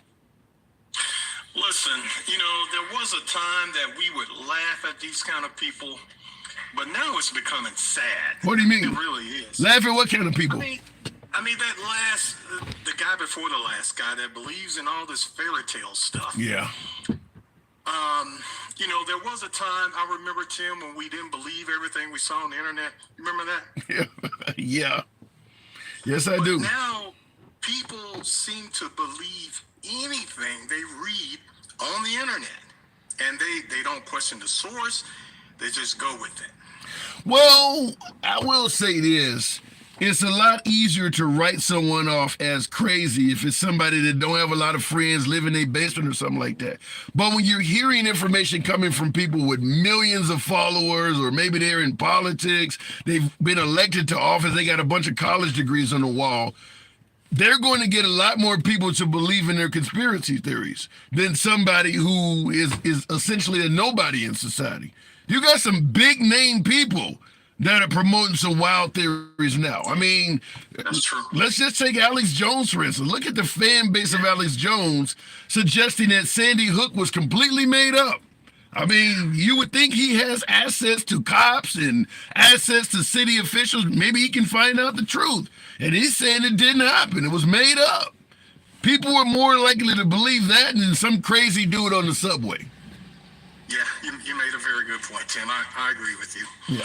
Our country is in peril, because a lot of these people, they truly believe this stuff. Hillary Clinton is dead, and, Nancy Pelosi, she's dead. And, I mean, it's crazy to me that people actually believe this stuff. Yeah.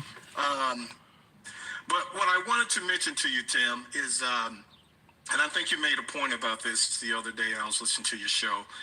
A lot of these Republicans, they seem to forget that at one point, Donald Trump was a Democrat. Yeah, he's on video saying it. I think he was talking to Oprah or something like that. He's on video saying, I identify as a Democrat. He's also said some pretty nasty things about Republicans in the economy, but it's old. He's changed now. Wow, Gomez. Wow, thank you. Go ahead.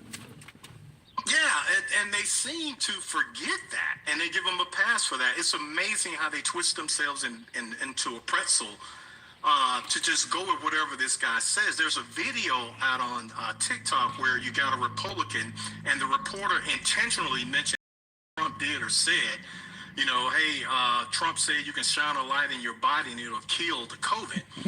And then the reporter said, well, Biden said that, and they're like, oh, Biden is... he's old, he'll say anything. Then, I made a mistake. Trump actually said that. Oh, well, I don't know. They may have the technology. Well, I want to be fair to both of them, because Biden has said some pretty bad things in his past, too. I don't want my kids growing up in a racial jungle. Biden has a racist past. I don't want to hold Trump accountable for everything he said in the 70s and 80s. Otherwise, you got to go with Biden as well. I'm going to go with them as what they are now. But Biden has a lot of, crazy quotes. They talked about roaches and all kinds of shit in his past. So they both have done it. Yeah, I was just talking about the way they excuse the things that Trump said. Yeah, that was the point I was okay, fair enough. How, you say something crazy if they think Biden said, oh, he's crazy. But if they contributed to Trump, oh, well, there may be some legitimate about what he said. That's the thing. I could respect you more if you were just to agree sometimes, hey, Trump shouldn't have said that, or what he said that didn't make sense, or I don't believe everything he says. I can respect you more than for you to twist yourself into a pretzel trying to, take up for this guy. I You know, You do a great job, and it's good to see that you've got both sides talking. I really hope at the end of the day that we're listening and not just talking. There really needs to be more listening in this country. Yeah. And what I mean by that, we need to listen in regards to the facts. There may be some criminal aspect of what Trump's going through that could be politically motivated. Oh, it is. I believe that. All of it. Yeah, sure, there may be some. But you can't believe that all of it is politically No, I don't believe motivated. that either. Two, Yeah. why would you put yourself in a compromised situation? If I'm Trump and I know everybody's coming after me, don't you think I would dot all my I's and cross my T's? I mean, come on, people. If the government tells you to return some files, secrets to return them, just return them. Yeah. Just follow the rules. But, you know, if Trump doesn't follow the rules, it's okay. But God forbid if Obama or Bush or anyone else doesn't follow the rules, hang them. And I do agree that that everything Trump is facing is not political, but I do believe at the same time some of the things he's facing is political, and I do, like for instance, the Letitia James case where he's ordered to pay a whopping sum of money. I think it's political for two reasons. First of all, I believe that, like a lot of folks point out, the Kevin O'Leary's and those types, real estate moguls do stuff like that all the time. If Trump had not been such an asshole to everybody, they might have caught up with him, audited his files, and told him, "We found these discrepancies. You owe $2 or $3 million." He could have apologized and moved on. But when you start acting an ass and you're talking about the judge and his wife and all, it just gets out of hand. So I do believe that if Trump was just a regular citizen, dignified, he'd still be incredibly wealthy, would have all that money with him. And, you know, the E. Jean Carroll case is a perfect example. She wrote a book suggesting he violated her. Look, I'm sorry the lady thinks that way. It is what it is. I don't have any comment on it. She wasn't accusing him of rape in court. She wrote a book. Let the damn book be out there. Instead, he started saying all kinds of shit about her. She beat him on the defamation case, and he decided, well, I'm going to say more shit about her. And she beat him again. And this weekend, he's decided, well, I'm going to say even more shit about her. So she may end up suing him again. But I do believe that if he was just a regular citizen of dignity, most of this stuff wouldn't be happening. Most of it would not be happening. Yeah, and the final point I want to make, Tim, and I agree with you, you're right. Final point I want to make, do these people know when they're being hypocritical? To me, it seems they don't have a clue that they're being hypocritical, that there's different rules for Obama and everyone else, and then there's definitely different rules for Trump. And it just doesn't come off as legitimate. It does come off as you're in some type of cult, because you just cannot be critical of Trump. And it's okay. It's okay to be critical of, you can be a Trump fan, a MAGA, and be critical. You know, if some of the stuff that Trump is doing is inappropriate, be critical. Maybe he would change that behavior. You can actually make Trump a better candidate by being critical of Trump. Well said, Eric B. I will talk about it on the other side. Appreciate you coming through. Say hello to Rakim for me. Good conversation. All right. Moving the program on. And I will say that there is hypocrisy. I see it on both sides, but certainly folks suggest that Trump is going through a witch hunt. He hasn't had due process yet. People are calling him guilty and things like that. Well, the hypocrisy, my last caller was suggesting, Hillary Clinton wasn't found guilty in court either. Yet folks are saying she should be locked up. She wasn't found guilty for a single crime. So if you're going to say that a person deserves due process, Hillary Clinton would qualify. You can't yell, lock her up. Lock her up for what? She has no criminal record. So there is hypocrisy. I'm not going to go into the cult conversation. That's a different conversation. But yeah, there is hypocrisy out there. His so-called victim was publicly a Prentice fan. Please, that's a perfect example. YouTube talking about the fact that Trump is being charged for victimless crime. Now, that may be true depending on who you talk to. I do believe lying on your documents gives you an advantageous position over somebody telling the truth. So the person telling the truth who gets a higher interest rate might be the victim. But let's say Trump's charges in the Letitia James case were victimless. Let's go with it being victimless.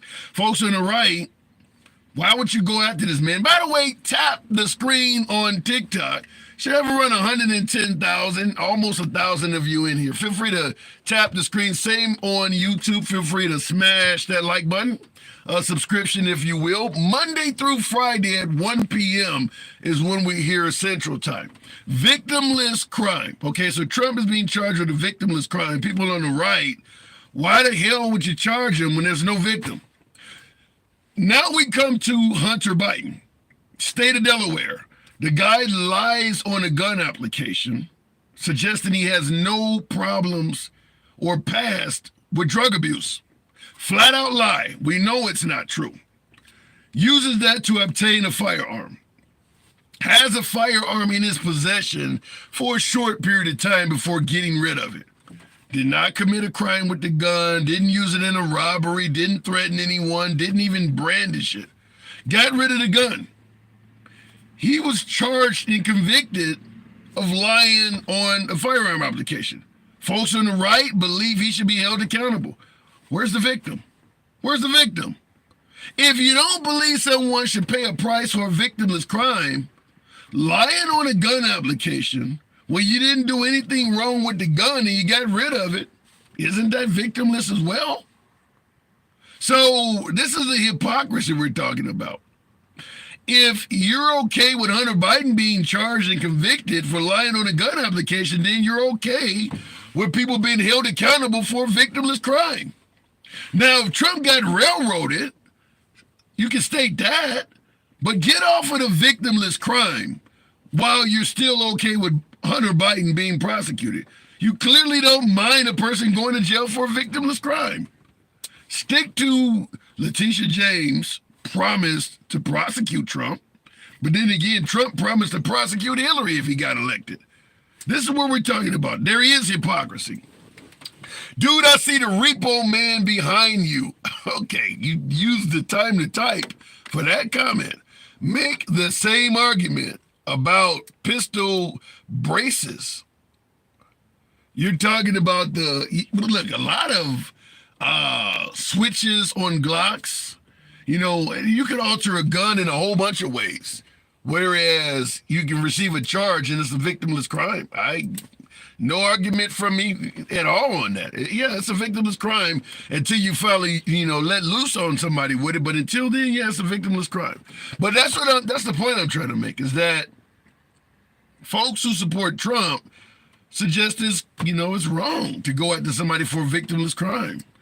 But they're all wanting Hunter Biden to go down for lying on his gun application. Now, Burisma, Ukraine, we can have that conversation. But the gun charge is a victimless crime. So no denying it is. Going back to the box. For you folks on YouTube asking how can you call in, the program originates on TikTok. So the caller audio you hear is on TikTok. That's kind of I haven't figured out how to make this happen on YouTube. I absolutely will, because they're talking about taking TikTok away from us. Congress is literally entertaining getting rid of TikTok. That's a whole nother show, but it is a potential reality. Going back to the box, Ilyana Rice, good afternoon, or whatever I just hit. It's bipartisan as well. Yeah, that's frightening. We may lose TikTok. It is bipartisan. We need Trump to get on the phone and tell the Republicans leave TikTok alone.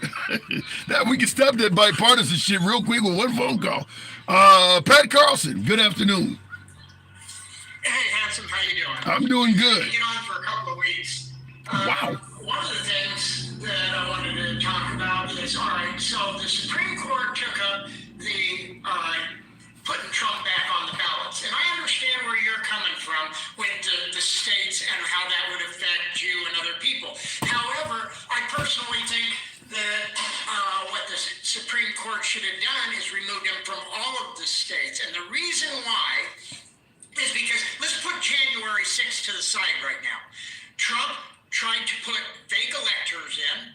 He tried to get state officials to find, as he put it, find all these votes.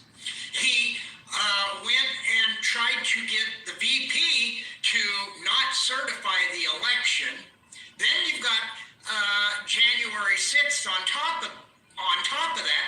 That all to me screams coup. He tried to overthrow the government with his own policies. Well, before you start accusing Trump of all that, the problem is he hasn't been convicted of any of that. I mean, what you're saying may be true, but until he's convicted in a court of law, it's just an allegation. Coon, I see your super chat. I'll tell you in a minute, Coon. Joseph Coon in a minute. Go ahead. And I understand what you're saying there. But let's say that you or I were to run for, we were nominated for Secretary of Defense, right? Okay. And in the process, they said, oh, this guy has been charged with this crime, that crime, or the other crime. Do you think they would say, oh, we're going to go ahead and allow him to be there until he's proven innocent or guilty? No. Trump should have to wait and deal with his charges before he's even allowed. Let me say this. Let me say, and Joseph Kuhn, I'll address your comment on the super chat, Joseph Kuhn. But I think that what Trump is doing, and I get your point there, Pat, is that Trump should have to wait till his court cases adjudicate before he can run for president. I think that the founding fathers likely would have agreed with you, and I believe the issue is that Trump is pushing the envelope in ways that the founding fathers never intended to happen. And I've said this many times, that I think after Trump is no longer president, let's say he wins and serves 4 years or whatever, once Trump is no longer in the running for president and is completely out of the way, whether he passes on or whatever the case may be, you're going to see some anti-Trump laws coming down the pipe, because he has exposed some weaknesses, and those are, I think you'll get bipartisan agreement once Trump is out of the picture for the fact that no president can pardon himself for a crime he's convicted of. I think both sides will agree with that once Trump is out of office. You can't be a felon and president at the same time. Once Trump is out of the way, I think both sides will agree with that as well. You can't be up on a host of charges with court dates in the future for major felonies while running for president. I think they'll agree with that as well once Trump is out of the way. And last but not least, everyone will agree that you cannot be the commander-in-chief of this great nation while you are actually incarcerated. But while Trump is in office, because folks favor Trump, they're not going to touch this stuff. But once he's out of the way, you'll get bipartisan agreement on all that stuff. What say you? Here's another thing.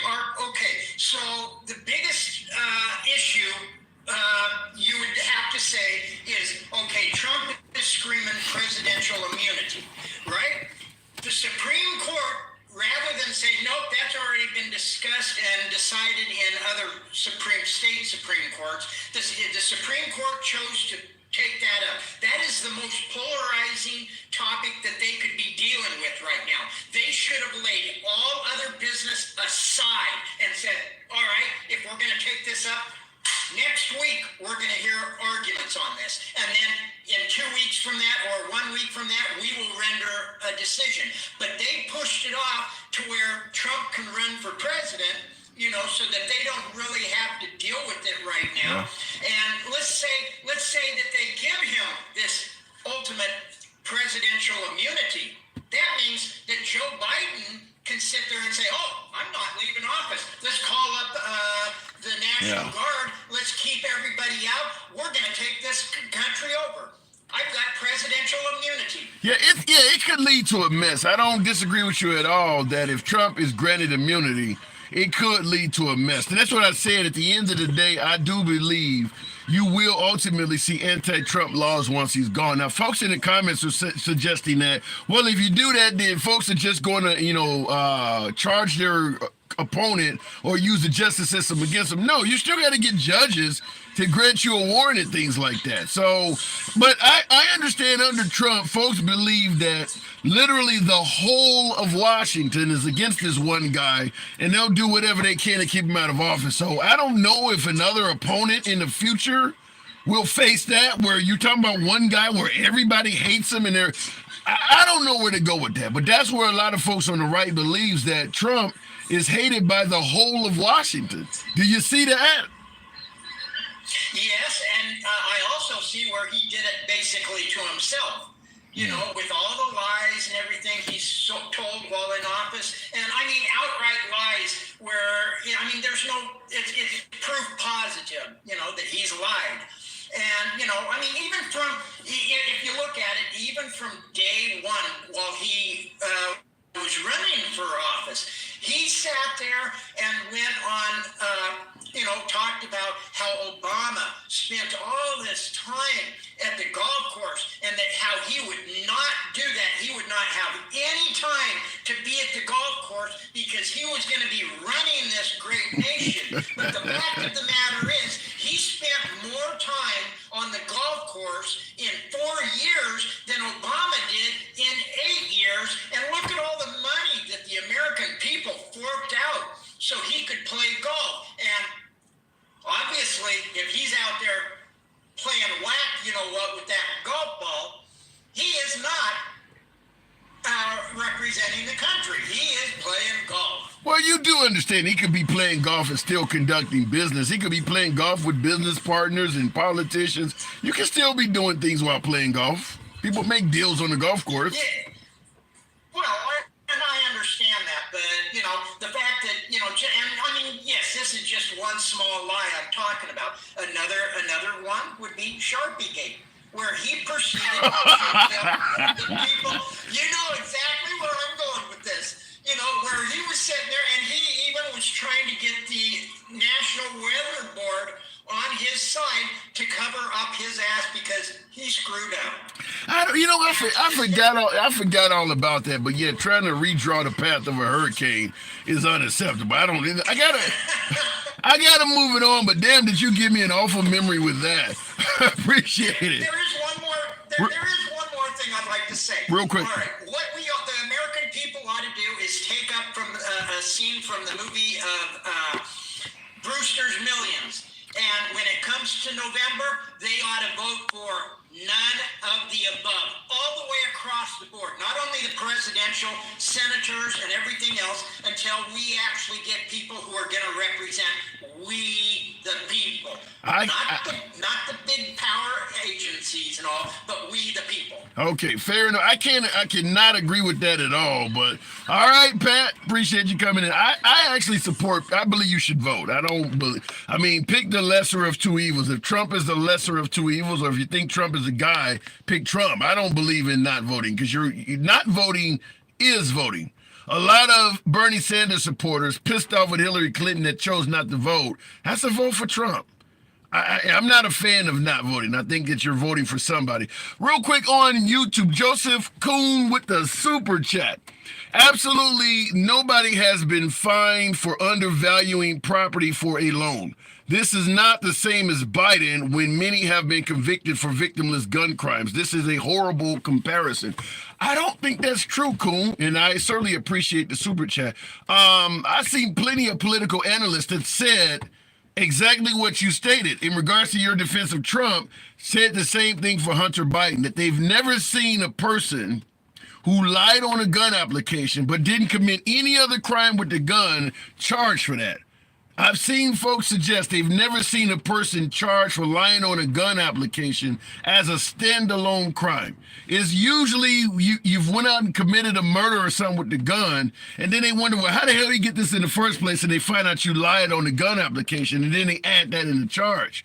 But many political analysts are saying that what Hunter Biden is getting charged with is just like your comment about President Trump, that no one gets charged for this. So, and let's be clear, regardless of what you think about Hunter Biden, because we talk about Trump, witch hunt, they don't want him in office. Do you really think Hunter Biden would have got charged with that if his dad wasn't president and they weren't after his dad. Let's take another president that's no longer in office. Let's say it was a relative of Jimmy Carter, a relative of Barack Obama or of George W. Bush. You think they would have really did that? When you could just pay a fine, keep this out of the public eye, don't embarrass a former president's family member, they wouldn't be charging Hunter Biden with that. So I don't think it's apples and oranges. I do believe that what's happening to Hunter Biden, certainly with that particular case, is a political witch hunt as well. I do believe it's very similar. Now, clearly, he's not facing all the penalties of Trump. He's not facing all the cases Trump is dealing with. But he certainly is being charged with a crime that if his dad was not president, he would not be dealing with. I mean, he don't even have a damn gun. They would likely fine him a few bucks and tell him, don't do this again, and that would be it. That would really be it for Hunter Biden on a gun application. But they're trying to sentence him to prison. So you talk about witch hunts and victimless crimes, Hunter Biden qualifies. And the folks on the right want him to be prosecuted for a victimless crime. And I see somebody in the comments says, even after paying back his taxes, yeah, they're going after Hunter Biden. What's happening to Hunter Biden is a witch hunt. And because folks feel that Trump is dealing with it as well, they're totally happy doing it to Hunter Biden too. Nevertheless, folks, I do appreciate the 117,000 likes. You know how we run a program in an uncensored format. Monday through Friday, 1 p.m. is when we're generally here Central Time. It's your boy Tim, the handsome liberal. Catch you tomorrow. And for my YouTube audience, how you doing, Mr. President? One of the many great things you appreciate you folks tuning in as well. Thank you for the super chat. Once again, I'll see you tomorrow. We don't protect our own military.